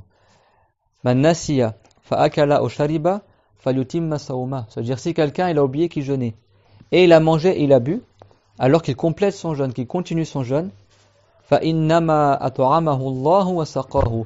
Car en réalité c'est Allah qui lui a donné à manger et à boire. En fait Dieu il l'a nourri sans que la personne elle annule son jeûne. Et ça c'est miséricorde de la part de Allah. Et des fois, moi, c'est déjà arrivé d'être très fatigué pendant le Ramadan, d'avoir plus de force du tout. Nous, des fois, on donne des cours, tout ça. Et des fois, par oubli, tu manges et tu bois, tu es content, tu as eu des forces. Et après, je dis, attends, mais mince, c'était le Ramadan, j'ai oublié.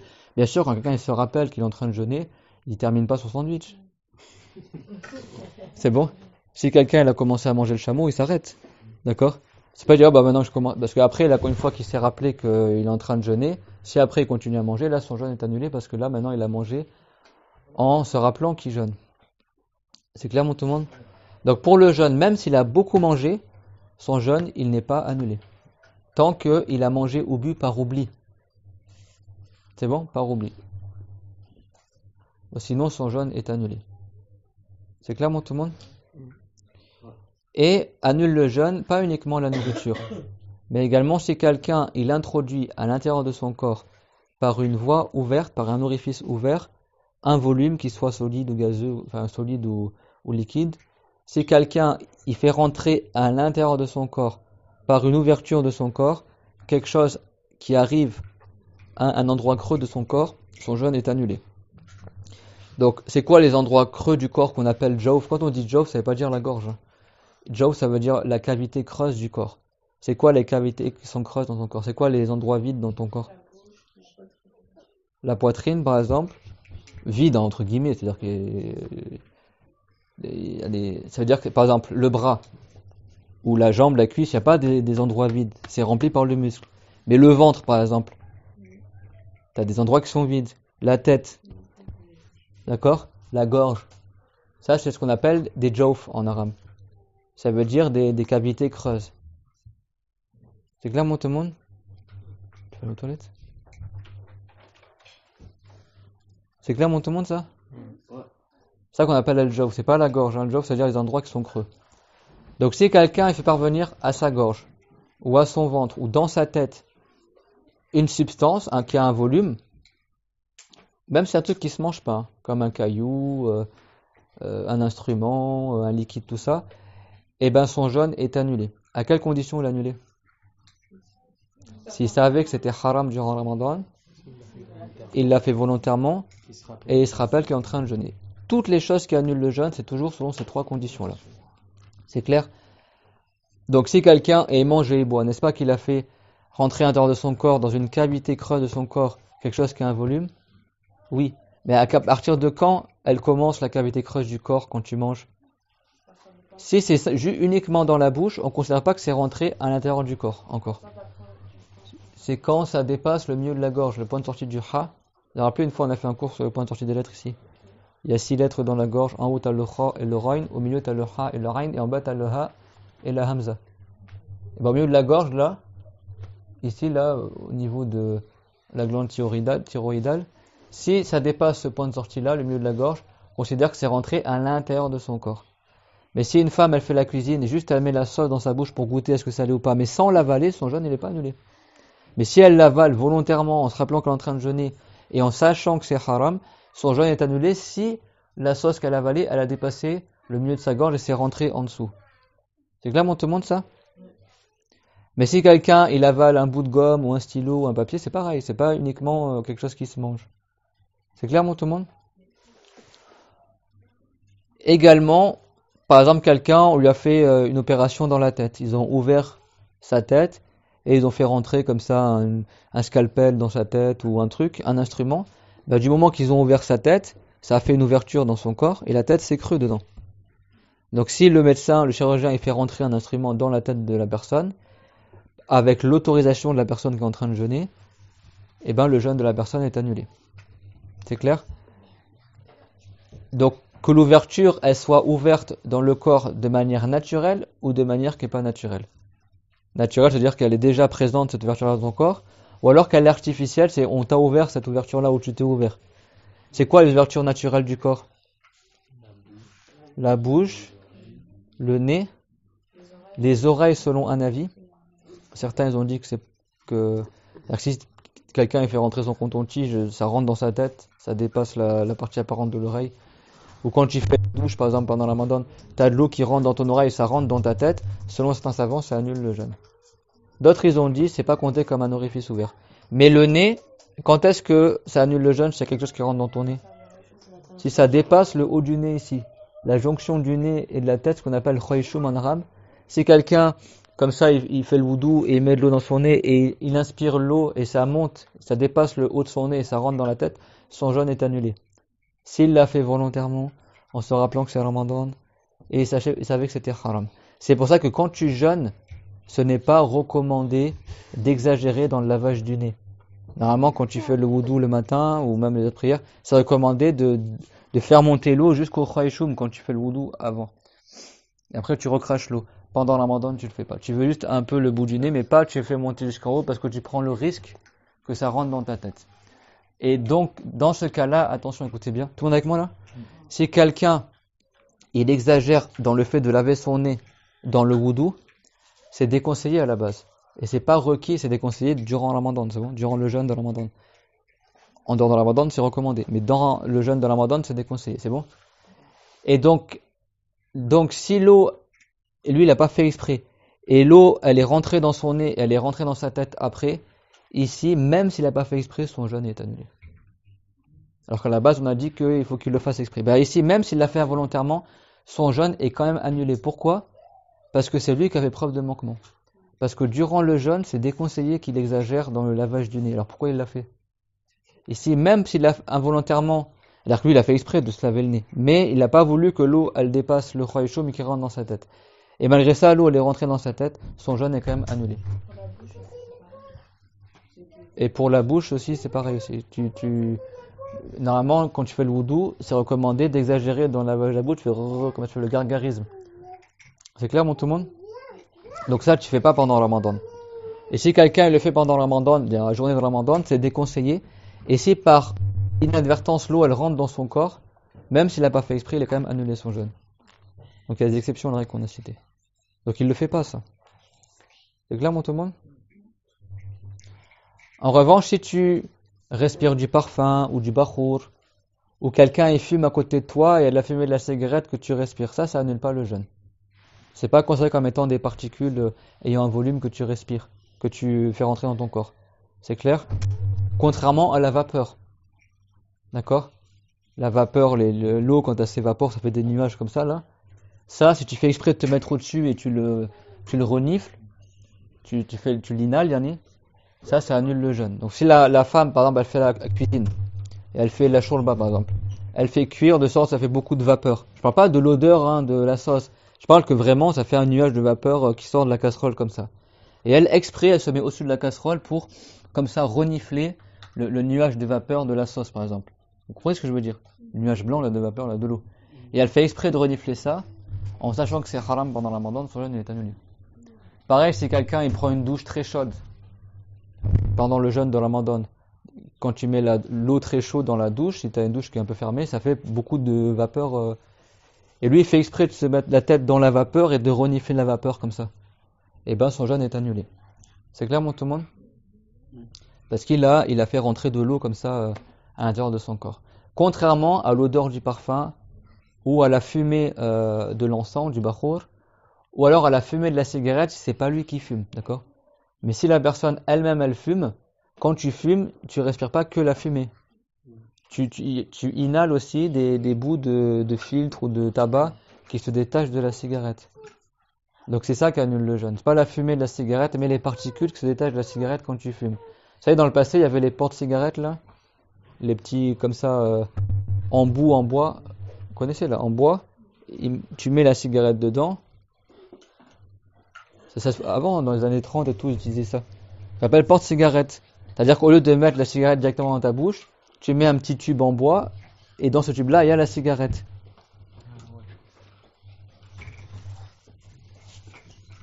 Non, vous n'avez jamais vu Ça se fait. ça se fait toujours, ouais. Généralement, pour pas qu'il ait directement le filtre dans la bouche, ça s'appelle ça un porte-cigarette. Ça fait des siècles que ça existe.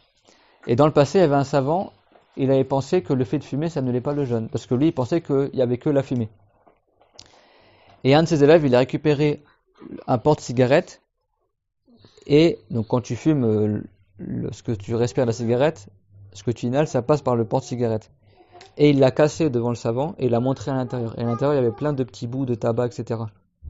Et le savant, après, il a dit, ah, c'est vrai, alors ça annule. En fait, quand l'élève lui a montré que dans le tube du porte-cigarette, tu as plein de bouts de tabac, c'est-à-dire que normalement, quand tu fumes la cigarette à même la bouche, c'est des choses que tu avales quand tu fumes. Et donc le savant, il a su que c'est trompé. Parce que lui, en fait, comme il fumait pas, il pensait que c'était que de la fumée qu'il respirait. Il pensait pas qu'il y avait des bouts de tabac ou des choses que tu inhalais quand tu fumes. C'est clair, mon tout le monde? Donc le fait de fumer, ça annule le jeûne. Également, le narguilé, là, la chicha, ça annule le jeûne. C'est clair?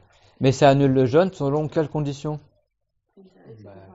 C'est avec c'est haram, l'a fait volontairement en se rappelant que c'est le jeûne.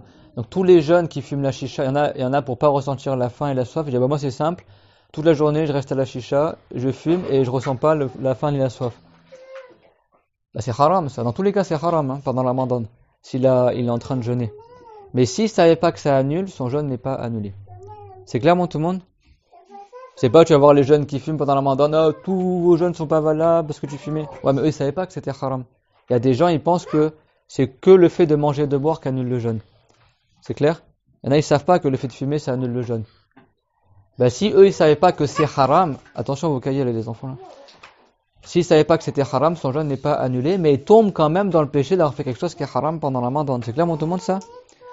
Tous les annulatifs du jeûne, ils sont interdits durant le Ramadan, c'est clair? Ils sont interdits. Donc si quelqu'un, il se rappelle qu'il est en train de jeûner, et volontairement il a fait un annulatif du jeûne, mais il savait pas que cet annulatif-là c'était interdit de le faire pendant le Ramadan, et il savait pas que c'est annulé, mais il savait pas que c'était interdit. Son jeûne n'est pas annulé, c'est bon, comme on a dit tout à l'heure. Mais il est quand même dans le péché d'avoir fait quelque chose qui est interdit pendant le mois de Ramadan. Si quelqu'un il sait pas que fumer pendant le Ramadan c'est haram, parce que ça annule le jeûne. Et donc il a fumé pendant le Ramadan, son jeûne n'est pas annulé, parce qu'il savait pas que c'était haram durant le Ramadan. Mais il tombe quand même dans le péché d'avoir fait un interdit durant le jeûne, même s'il savait pas que c'était interdit. Parce qu'il aurait dû apprendre, comme on a vu aujourd'hui, il aurait dû apprendre avant de jeûner. C'est clair, mon tout le monde, ça? Si quelqu'un, il savait pas que, qu'est-ce qu'on a dit? Que respirer la vapeur d'eau, là, qu'on a dit, de faire exprès d'inhaler. C'est bon, je parle pas que quelqu'un, il y a de la vapeur à 3 mètres de lui. Non, on parle que lui se met exprès au-dessus de la source de vapeur et il inhale ça. Tu sais, des fois quand t'es malade, t'es enrhumé, tu mets l'huile essentielle dans de l'eau chaude et après avec un torchon, tu respires. Ou il y en a avec le louben, ils font ça, ils font brûler le louben, ils se mettent dessus avec un torchon et ils respirent la fumée de louben. La résine, là. Ça c'est bon pour les poumons, tout ça. Mais tu fais pas ça pendant la journée de Ramadan. Donc si quelqu'un, lui, savait pas que c'est haram de faire ça quand tu jeûnes, son jeûne n'est pas annulé, mais il tombe quand même dans le haram d'avoir fait quelque chose qui est interdit. C'est clair? Faut distinguer l'annulation du péché. C'est pas parce que ça annule pas qu'il tombe pas dans le péché, il tombe quand même dans le péché. C'est clair, sauf s'il l'a fait en oubliant qu'il jeûnait. S'il l'oublie, celui qui oublie, il tombe pas dans le haram. C'est bon les sœurs? Tout le monde a compris jusque-là? Il y a des gens, ils croient que ce qui annule le jeûne, c'est que manger et boire. Alors que parmi les choses qui annulent le jeûne, le fait de le faire le rapport sexuel avec son épouse ou avec n'importe qui, ça annule le jeûne. C'est-à-dire qu'il fait rentrer son sexe dans le sexe de quelqu'un d'autre, dans l'orifice de quelqu'un d'autre. Et ben ça, le rapport intime, ça annule le jeûne, même si le mani, le sperme, il n'est pas sorti. Bah, il y a des gens, ils savent pas que ça annule le jeûne. Ils savent pas que c'est haram de faire ça pendant le Ramadan. Bah, celui qui fait ça pendant le Ramadan en ne sachant pas que c'est haram, son jeûne n'est pas annulé. Mais il tombe quand même dans le haram d'avoir fait quelque chose qui est interdit pendant la journée de Ramadan. Par contre, la nuit, c'est permis, d'accord? La nuit, tu peux manger, boire et faire ces choses-là qui étaient interdites durant la journée. C'est clair, tout le monde, ça? Donc, parmi les choses qui annulent le jeûne, il y a quoi? Qu'est-ce qu'on a dit? Manger ou boire, faire rentrer dans son corps par un orifice ouvert quelque chose qui a un volume. que ce soit un orifice ouvert naturel, comme le nez, la bouche, les oreilles et bien sûr les orifices inférieurs, d'accord, le sexe et l'anus, ou alors un orifice qui a été ouvert artificiellement. Par exemple, une femme, on lui a fait une césarienne pour la naissance de son bébé, et du coup les sages-femmes, elles ont rentré leurs mains à l'intérieur du ventre de la femme, et cette césarienne était par autorisation de la femme qui jeûnait, son jeûne est annulé. Si une femme elle accouche dans la Ramadan, et que les sages-femmes, elles ont rentré leurs mains dans l'orifice de la femme pour sortir le bébé, le jeûne de la femme qui accouche est annulé. C'est clair? Parce qu'il y a un truc qui est rentré dans son corps. Mais si elles ont fait accoucher la femme sans qu'elles ont rentré un truc dans le corps de la femme, le jeûne ne l'est pas annulé. C'est clair, tout le monde, ça? Si elle n'était pas, si ils l'ont fait sans qu'elle n'avait pas le choix. Même si elle n'avait pas, mais si elle c'est par son autorisation, c'est comme ça qu'elle a fait volontairement. Mais si on te le fait, allez sort, on va garder que les nouveaux dans ce cours. Non, mais si c'est involontaire, ça annule pas le jeûne. Par exemple, toi tu marches dans la rue, quelqu'un il plante un couteau dans le ventre. Arrose billah, que nous en préserve. Amin.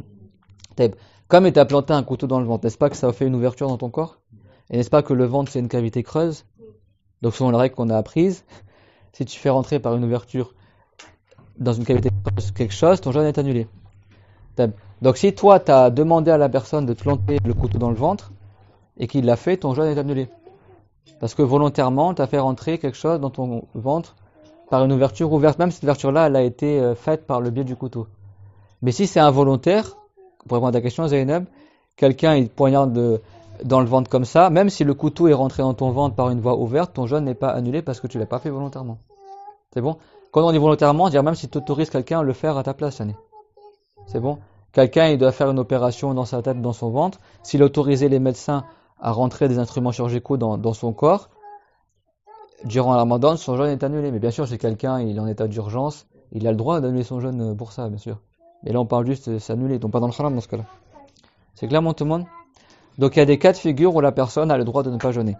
Si le jeûne, ça le nuit, alors c'est pas il est fatigué ou il a mal à la tête, ça, tout le monde, ça arrive à tout le monde, ça. À dire quelqu'un, il est sénile, il est très âgé, s'il jeûne, il risque de mourir, par exemple. Ou il y a des gens, ils sont diabétiques, il y a des moments où ils doivent manger du sucre ou des comme ça, donc il peut pas jeûner. Eux, ils ont une excuse pour ne pas jeûner. Durant qu'il est malade. C'est clair, tout le monde, ça? Est-ce qu'il devrait rattraper ou pas les jours qu'il n'a pas jeûné? On regarde. Si c'est une maladie dont il guérit habituellement, c'est-à-dire qu'au bout d'une semaine, il va aller mieux et il pourra jeûner, dans ce cas-là, il jeûne pas tant qu'il est malade et que le jeûne le nuit. Et la nuisance, c'est pas la simple douleur, c'est le fait que ça aggrave sa maladie s'il jeûne, ou ça retarde sa guérison, ou il risque de mourir, c'est ça la nuisance du jeûne si quelqu'un ça le nuit de jeûner, alors c'est haram qu'il jeûne. Donc s'il pense qu'il guérira de cette maladie-là, dans ce cas-là, il jeûne pas et il rattrapera quand il ira mieux. Après Ramadan, il rattrapera les jours qu'il a manqué. Mais si c'est une maladie dont il pense qu'il ne guérira pas, par exemple il est diabétique ou il est âgé, la vieillesse c'est la seule maladie avec la mort dont il n'y a pas de remède. Le prophète alayhi salam, il a dit que Dieu n'a pas fait descendre une maladie sur terre sans qu'il ait fait descendre son remède. Toutes les maladies, même les cancers, toutes les maladies qui existent dans le monde, Dieu il a créé le remède dans les plantes ou dans les créatures. Il y a le remède sur terre. Que tu le saches, je ne connais pas. Toutes les maladies. Sauf deux maladies. Illa al-harama wal maut. Sauf la vieillesse et la mort. Il n'y a aucun médicament pour guérir de la vieillesse. Si quelqu'un il est vieux, il n'y a pas un truc qu'il mange, hop, ses rides elles disparaissent, il redevient jeune. Après, tu peux retarder le vieillissement, si quelqu'un a des rides, s'il met de l'huile de moutarde, ça réduit les rides. Parce que c'est une huile qui est chaude et ça efface ou ça estompe ses rides. C'est bon, ça c'est un conseil beauté. Mais est-ce que ça l'a guéri de la vieillesse? Non. C'est clair? Ça l'a pas guéri de la vieillesse, il est toujours vieux. Il n'y a pas de remède contre la vieillesse, il n'y a pas de remède contre la mort. Si quelqu'un est mort, il n'y a pas de médicament pour qu'il redevienne vivant. Si quelqu'un est vieux, il n'y a pas de médicament pour qu'il redevienne jeune. C'est clair? Après, tu peux ralentir le processus de vieillesse. Le fait de mettre de l'huile d'olive et tout, ça ralentit aussi le vieillissement de la peau. Et le prophète a conseillé d'en mettre dans les cheveux, sur la peau et d'en manger aussi. Mais ça ne va pas te guérir de la vieillesse. Guérir, ça veut dire que ça te fait disparaître cette maladie-là. C'est clair, tout le monde? Donc si quelqu'un il est trop vieux, de sorte qu'il ne peut plus supporter le jeûne, il n'a pas un espoir de guérison. Lui, jusqu'à sa mort, il ne pourra plus jeûner. Il a 80 ans, il faut qu'il mange... prenne ses médicaments tous les jours, dans ce cas-là, comme ça le nuit de jeûner, il jeûne pas, Et comme il n'a pas d'espoir de guérir de ça, eh ben, il va pas rattraper les jours de jeûne qu'il n'a pas jeûné, mais il va compenser les jours qu'il a manqués par ce qu'on appelle la fidya, qui est le fait de donner un moud, c'est-à-dire un plein de 2 mains jointes de la nourriture de base du pays pour chaque jour de jeûne. C'est-à-dire tous les jours, avant le Maghreb, il trouve un pauvre et il lui donne un moud de blé ou un moud de riz en fonction de la nourriture qui est mangée habituellement dans le pays. C'est clair? Et dans l'école d'Abu Hanifa, de quoi manger à midi et au soir à un pauvre, il donne. Tous les jours. C'est-à-dire à chaque jour, avant le Maghreb, il va voir le pauvre et il lui donne à manger. Ou alors il donne la valeur du repas. C'est clair? Du midi et du soir. Par exemple, si c'est 5 € le sandwich, il donne 10 € à un pauvre tous les jours avant le Maghreb. En fait, lui, au lieu de jeûner, il va donner à manger au pauvre. Ça remplace son jeûne en fait. Donc si lui il sait qu'il guérira pas, eh ben il va pas attendre la fin de Ramadan. Durant Ramadan, tous les jours, il va donner à manger à un pauvre. C'est comme si lui, à la place de jeûner, il donne à manger à un pauvre. C'est clair, mon tout le monde, c'est ce qu'on appelle la fidya. C'est un moud de la nourriture de base du pays selon Shafi'i. Et selon Abu Hanifa, c'est tu donnes de quoi manger à midi et au soir à un pauvre, ou alors la valeur de cela. C'est clair? Mais ça, c'est uniquement pour ceux qui sont malades et qui n'ont pas d'espoir de guérir. Mais si quelqu'un il est malade et il sait qu'il va guérir, ou il pense qu'il va guérir, qu'est-ce qu'il fait? Eh ben, il n'a pas de compensation à donner. Il jeûne pas quand il est malade, mais après, quand il guérira, il rattrapera. C'est clair, mon tout le monde? Et si quelqu'un, lui, il avait une maladie qu'il pensait qu'il n'allait pas guérir, une maladie incurable, et au final, il l'a guéri, eh ben, et qu'il avait donné les moods à la place du jeûne, il n'aura pas de rattrapage non plus. D'accord? Même s'il guérit au final. Parce que lui, il pensait qu'il n'allait pas guérir. C'est clair, mon tout le monde? Également, la femme qui est enceinte ou qui allait, si elle a peur que le fait de jeûner, ça va la nuire ou nuire au bébé, ou qu'elle n'ait plus assez de lait, elle a le droit de ne pas jeûner également. Mais bien sûr, elle rattrapera les jours de jeûne qu'elle a manqués. C'est clair, mon tout le monde? Également, celui qui fait un long voyage, c'est-à-dire environ 80 km, ou 45 km, ou 130 km, environ, j'arrondis, 135, ou 80, ou 45 km environ, ça c'est ce qu'on appelle un long voyage, eh ben il a le droit de ne pas jeûner. Et si le jeûne, c'est difficile pour lui durant son voyage, le mieux c'est qu'il ne jeûne pas. C'est clair? Pour celui qui est en voyage, un voyage licite, il fait Paris-Dijon par exemple, s'il veut durant son voyage, avant d'arriver à Dijon, s'il voyage, il peut ne pas jeûner, mais à condition que son voyage a commencé avant que le journée de jeûne commence. Il a voyagé avant l'aube. C'est clair, tout le monde? Si demain c'est Ramadan, c'est bon? Demain, imaginons que c'est Ramadan. Et lui, demain, il va aller à Dijon. Dijon, c'est plus que 100 km de Paris. C'est clair? Et il veut ne pas jeûner durant son voyage. Il faut qu'il parte cette nuit-là, avant l'aube, pour avoir le droit de rompre son jeûne dans la journée de jeûne de Ramadan. C'est clair, tout le monde? Il faut que quand le jeûne commence, il est déjà voyageur. Il est déjà dans son voyage. C'est clair, tout le monde, ça? Qu'est-ce qu'annule le jeûne aussi, de ce qu'on n'a pas cité? L'apostasie. L'apostasie, si quelqu'un il se moque de l'islam, ou il insulte Dieu, ou il se moque du Coran, ou il insulte un symbole de l'islam, les anges, les prophètes, ou il croit plus en Dieu, ou il dit une parole qui contredit la croyance de l'islam, ou il croit que Dieu est dans le ciel, ou il croit que le Coran c'est pas un livre révélé, ou il croit qu'il n'y a pas le jour dernier, ou il doute concernant l'au-delà, concernant Allah Ta'ala, est-ce que Dieu existe ou pas? Tout ça, ça annule le jeûne. Que ce soit par la croyance, par la parole ou les actes. Toute croyance ou toute parole, tout acte qui montre un rabaissement de Allah, ou de ses anges, ou de ses messagers, ou des livres révélés, c'est de l'apostasie, ça annule le jeûne, et ça annule la prière aussi, et ça annule toutes les récompenses qu'il a eues dans ses bonnes actions. Donc c'est le plus grave des péchés, que Dieu nous en préserve, amin. Donc celui qui a annulé son jeûne pendant la journée de Ramadan, c'est pas parce qu'il a annulé que ça y est, il peut manger et boire, non. S'il a apostasié et revient immédiatement en islam, en disant quoi pour revenir musulman? Les deux témoignages, l'attestation de foi. Il n'y a qu'un seul Dieu, c'est Allah, et Mohammed est le prophète de Allah. Et après, il continue de s'abstenir de ce qui annule le jeûne. C'est clair? Pareil, si quelqu'un il a fait le rapport intime durant Ramadan, ou quelqu'un il a mangé durant Ramadan volontairement, etc., de sorte qu'il a annulé son jeûne est annulé, mais il doit quand même continuer à s'abstenir de ce qui annule le jeûne. C'est clair? C'est pas parce qu'il a annulé que ça y est, maintenant il peut manger et boire. Non, il doit continuer à s'abstenir. Et après la ride, Juste après la ride de al-fitr, de rupture du jeûne, il rattrape les jours de jeûne qu'il n'a pas jeûné. Si quelqu'un a rompu son jeûne sans excuse, il tombe dans le grand péché et c'est un devoir qu'il rattrape juste après Ramadan les jours de jeûne qu'il a manqué. C'est-à-dire juste après le jour de la ride. Également, la folie, ça annule le jeûne. La folie, parce que quand t'es fou, t'es plus responsable. Également, si quelqu'un il s'évanouit, mais toute la journée il est évanoui. Pas juste une partie de la journée. Si quelqu'un il est dans le coma, par exemple, durant tout Ramadan ou durant 3 jours pendant Ramadan, que Dieu nous préserve, ces 3 jours-là, son jeûne n'est pas valable, même s'il a mis l'intention de jeûner tout le mois de Ramadan. Et après, est-ce qu'il doit rattraper ou pas? Les savants ils ont divergé. Celui qui s'est évanoui toute la journée du soir au matin, pas il s'est endormi, celui qui s'est évanoui, t'es dans le coma ou il n'avait plus conscience. Certains savants ils ont dit qu'il ne rattrape pas ce jour-là.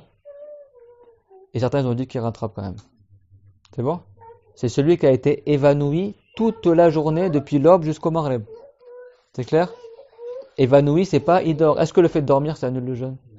Non, même s'il dort depuis l'aube jusqu'au maghreb, son jeûne n'est pas annulé, mais il manque de récompense bien sûr. Tant qu'il a mis l'intention la nuit avant que l'aube commence. Donc il y a quoi qui annule le jeûne?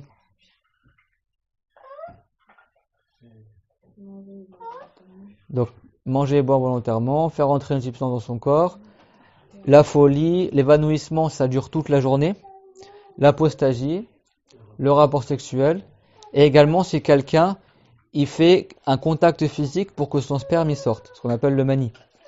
D'accord? Par exemple, il serre sa femme dans ses bras, exprès pour que le sperme y sorte, ça aussi ça annule le jeûne, même s'il n'a pas fait le rapport sexuel. C'est bon? Mais ça annule le jeûne que s'il le fait sortir par un contact physique. Que ce soit un contact à travers les habits ou peau contre peau. Il fait un bisou à son épouse par exemple, dans l'intention que son sperme y sorte, ça annule le jeûne, si le sperme y sort. C'est clair, tout le monde? C'est un sujet un peu sensible, mais c'est important qu'on apprenne ce sujet-là. En revanche, si quelqu'un il fait un bisou avec désir à son épouse, mais pas dans l'intention que le sperme y sorte, son jeûne n'est pas annulé. D'accord? Mais s'il craint que son sperme y sorte à cause de ça, c'est haram qu'il fasse ce bisou avec désir. Et s'il craint pas que le sperme y sorte, c'est pas haram, mais c'est le mieux qu'il fasse pas ça durant Ramadan. Durant Ramadan, le prophète, il faisait des fois des bisous à ses épouses, sans avoir l'intention que ça sorte. Et ces femmes, elles souriaient. Donc c'est pas haram. Donc il l'a fait pour nous montrer que c'est permis de le faire. Mais le mieux, c'est que tu le fasses pas durant la journée de jeûne. Tu fais ça la nuit. C'est clair, tout le monde, ça? Et voilà.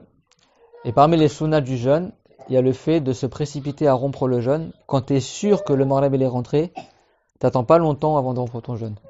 Et le mieux, c'est de rompre avec quoi? Avec des dattes fraîches, ce qu'on appelle des rotob. Ou des dattes normales si tu as envie. Si tu ne trouves pas de dattes, tu romps avec de l'eau. Ça, c'est le mieux. Même si tu manges un bonbon ou tu manges une pastèle ou une sardine, si tu as envie, n'importe quoi, tu manges un truc, ton jeûne est annulé. Et ta rupture, elle est valable, d'accord? Mais le mieux, la sunna, c'est de rompre avec plusieurs dattes fraîches. Si t'es en été. Non, fraîche, ça veut dire les dattes d'Iran là qui sont un peu juteuses encore. Pas sèches. Le prophète en été, il rompait avec des dattes fraîches et en hiver, il rompait avec des dattes qui sont sèches. C'est bon? Ça, la sunna avec des dattes quoi, avec la sunna. Si t'as pas de date, avec de l'eau. Ça, c'est le mieux. Et t'attends pas longtemps. D'accord? Le prophète, il a dit que les jeûneurs ne cessent d'être dans un bien tant qu'ils se précipitent à rompre leur jeûne. Mais tu te précipites, ça veut dire que d'abord tu es sûr que le maghreb est rentré et après tu te précipites. C'est pas tu te précipites dès que tu as l'illusion que c'est rentré. Non, d'abord tu vérifies que c'est bien rentré et après tu manges une date ou deux et après tu fais le maghreb si tu as envie. C'est clair, tout le monde, ça? Et la sunna, c'est de repousser au maximum le suhour. D'accord? Le suhour, c'est le fait de manger juste avant l'aube. Et pareil, si tu repousses au maximum, à condition que tu es sûr à quelle heure il rentre le soubour. C'est bon? Tu prends pas le risque que tu manges ton sahour dans le temps du soubour. C'est clair, tout le monde, ça? Et quand tu romps le jeûne, tu dis quoi quand tu romps le jeûne? Allahumma laka sumtu wa ala rizqika aftartu dhaba dhama'u wa btallat al-uruq wa thabata al-ajru insha'Allah. C'est-à-dire, oh Allah, c'est pour toi que j'ai jeûné et c'est avec ta subsistance que tu m'as accordé que je romps mon jeûne. la soif est partie, mes veines se sont irriguées, et Inch'Allah, les récompenses, elles sont maintenues. D'accord? Et c'est recommandé de donner à manger aux gens pour la rupture du jeûne. Tu as des récompenses qui ressemblent à celui qui a jeûné.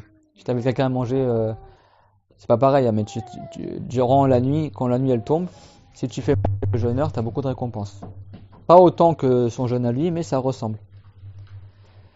Et c'est recommandé à celui qui rompt le jeûne chez quelqu'un, il fasse une invocation et il dit akalat min Torah minkumul abrar wa sallat alaykumul malaika wa dhakarakumullah fima indahu. C'est-à-dire que les pieux mangent de votre nourriture, que les anges les invoquent pour vous et que vous soyez cités en bien. C'est clair, tout le monde? Des questions, ce qu'on a vu? Il y a un annulatif qu'on avait cité, le fait de se faire vomir. Très bien, le fait de se faire vomir, ça annule le jeûne aussi. Mais si quelqu'un, sans faire exprès, il a vomi, ça annule pas le jeûne.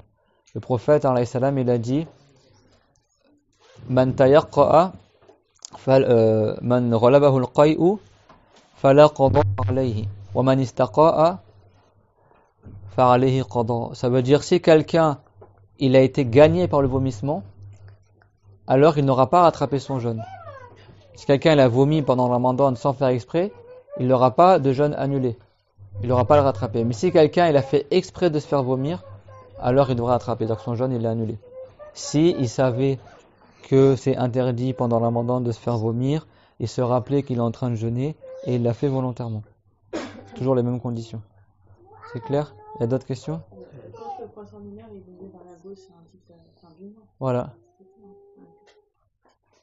Donc si tu veux faire des dessins avec le croissant dans le Ramadan, tu fais le croissant vers la droite, pas vers la gauche.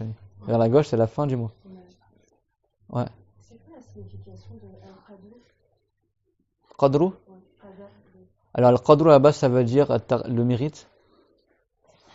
C'est pas Laylatul Qadar, c'est Laylatul Qadr avec une soukoun sur le del. Al-Qadr, Laylatul Qadri, c'est pas Al-Qadari. Parce que beaucoup ils disent la nuit de la destinée parce qu'ils pensent que c'est Al-Qadar. C'est pas Al-Qadar, c'est Al-Qadr avec une soukoun sur le del. Al-Qadru en arabe ça veut dire soit le mérite parce que c'est la meilleure nuit de l'année, soit ça veut dire, ça peut venir dans le sens de Al-Qadar aussi, dans le sens de la prédestination. Ça veut dire aussi l'étroitement, je sais pas comment on dit, l'étroitissement, le fait de rendre étroit. Tout à l'heure, vous avez dit la chaleur. Non, ça c'est Ramadan. Ah, c'est Ramadan. Ar-Ramdou qui veut dire la forte chaleur. C'est bon, ouais, Ibrahim. Moi, c'est par rapport au fait qu'on donne un On n'a pas tout vu dans le cours, mais si vous avez des questions, posez maintenant. C'est comme c'est de la révision. Ouais. le fait qu'on donne un mood, c'est bien deux mains jointes. Non, un mood, ouais, c'est le plein de deux mains jointes ensemble.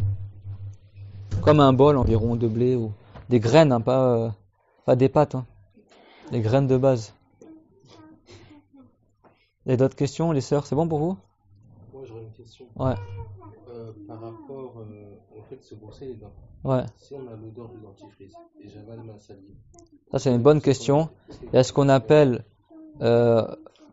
takayif. Des fois la bouche, elle prend une haleine, mais sans que la salive elle change. Bon, quelqu'un il boit le café avant l'aube. Au sahour il boit le café. Après il s'est rincé la bouche, tout ça, il n'y a plus de café dans sa bouche. Mais il reste comme pas réellement un goût, mais une sorte d'haleine de café. C'est bon? Ça annule pas le jeûne. Moi, je brosse les dents, il y avait un goût mentholé dans le dentifrice. Du coup, le dentifrice, t'as nettoyé tout ça, mais il reste cette fraîcheur dans la bouche. Mais ta salive, elle reste normale. Là, ça annule pas le jeûne. Avaler sa salive tant qu'elle n'est pas mélangée à autre chose, ça annule pas le jeûne. Même si quelqu'un, il rassemble plein de salive dans sa bouche parce qu'il a soif, après il avale sa salive, ça annule pas le jeûne. Ça annule pas le jeûne. Sauf si sa salive, il la fait sortir de sa bouche et qu'il la détache de sa langue, il crache par exemple, et après il remet le crachat dans sa bouche et il avale, et ben ça annule le jeûne. Mais si la salive elle est encore attachée à sa langue, et il sort sa langue avec la salive comme ça sur la langue, et après il rentre sa langue et il avale, ça annule pas le jeûne, parce que la salive elle est restée accrochée à sa langue. C'est clair tout le monde?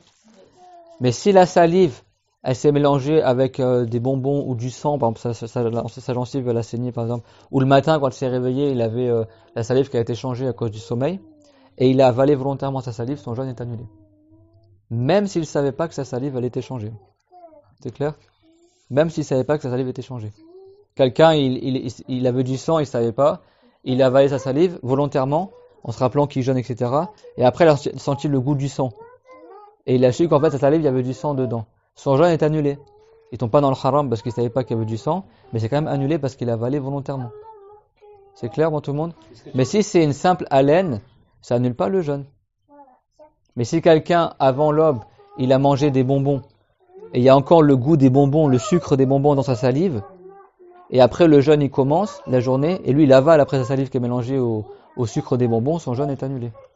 Ou il lui reste du dentifrice ou des bouts de viande. Dans l'école de Shafi'i, c'est annulé. C'est bon?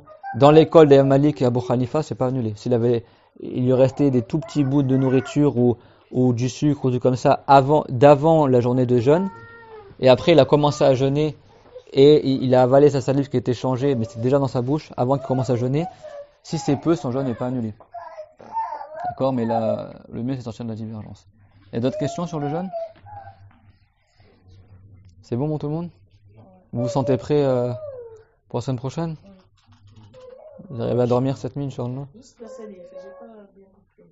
La salive, tant qu'elle reste pure, normale, Si on dort. des fois quand tu dors, t'as des rejets de la bouche ou des trucs. Si tu t'as mangé avant de dormir, des fois ta salive elle devient un peu jaune elle change. Donc chez lui, il s'est réveillé et pensait que sa salive n'était pas changée et il l'a avalé. Et après, il s'est rendu compte qu'en fait, dans sa salive, il y avait des choses qui avaient changé. Et bien, son jeûne est annulé. Parce qu'il a avalé volontairement. C'est clair? Mais dans ce cas-là, il tombe pas dans le péché parce qu'il savait pas que sa salive était changée.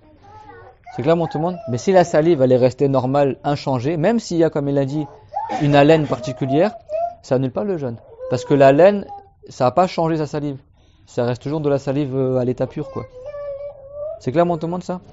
وآخر دعوانا الحمد لله رب العالمين وصلى الله على محمد وعلى آله وصحبه وسلم ربنا آتنا في الدنيا حسنة وفي الآخرة حسنة وقنا عذاب النار ربنا لا تزغ قلوبنا بعد إذ هديتنا وهب لنا من لدنك رحمة إنك أنت الوهاب اللهم بلغنا رمضان اللهم بلغنا رمضان اللهم بلغنا رمضان وارزقنا صيامه كاملا وتقبل منا صيامنا وطاعتنا واعتقنا من النار في هذا الشهر يا الله يا كريم يا الله يا كريم يا أرحم الراحمين وآت كل منا سؤله من الخير وعافنا ومرضانا من سيء الأسقام وتوفنا وأنت راض عنا واجز عنا محمدا خير الجزاء وسائر النبيين وزدنا علما وفقنا لما تحبه وترضى واهد من ضل من أهلنا من معارفنا وأنبت أولادنا نباتا حسنا وآت كل منا سؤله من الخير والحمد لله وصلى الله على محمد وعلى آله وصحبه وسلم لا إله إلا الله اللهم صل على محمد وعلى آله وصحبه وسلم رب اغفر لي وللمؤمنين والمؤمنات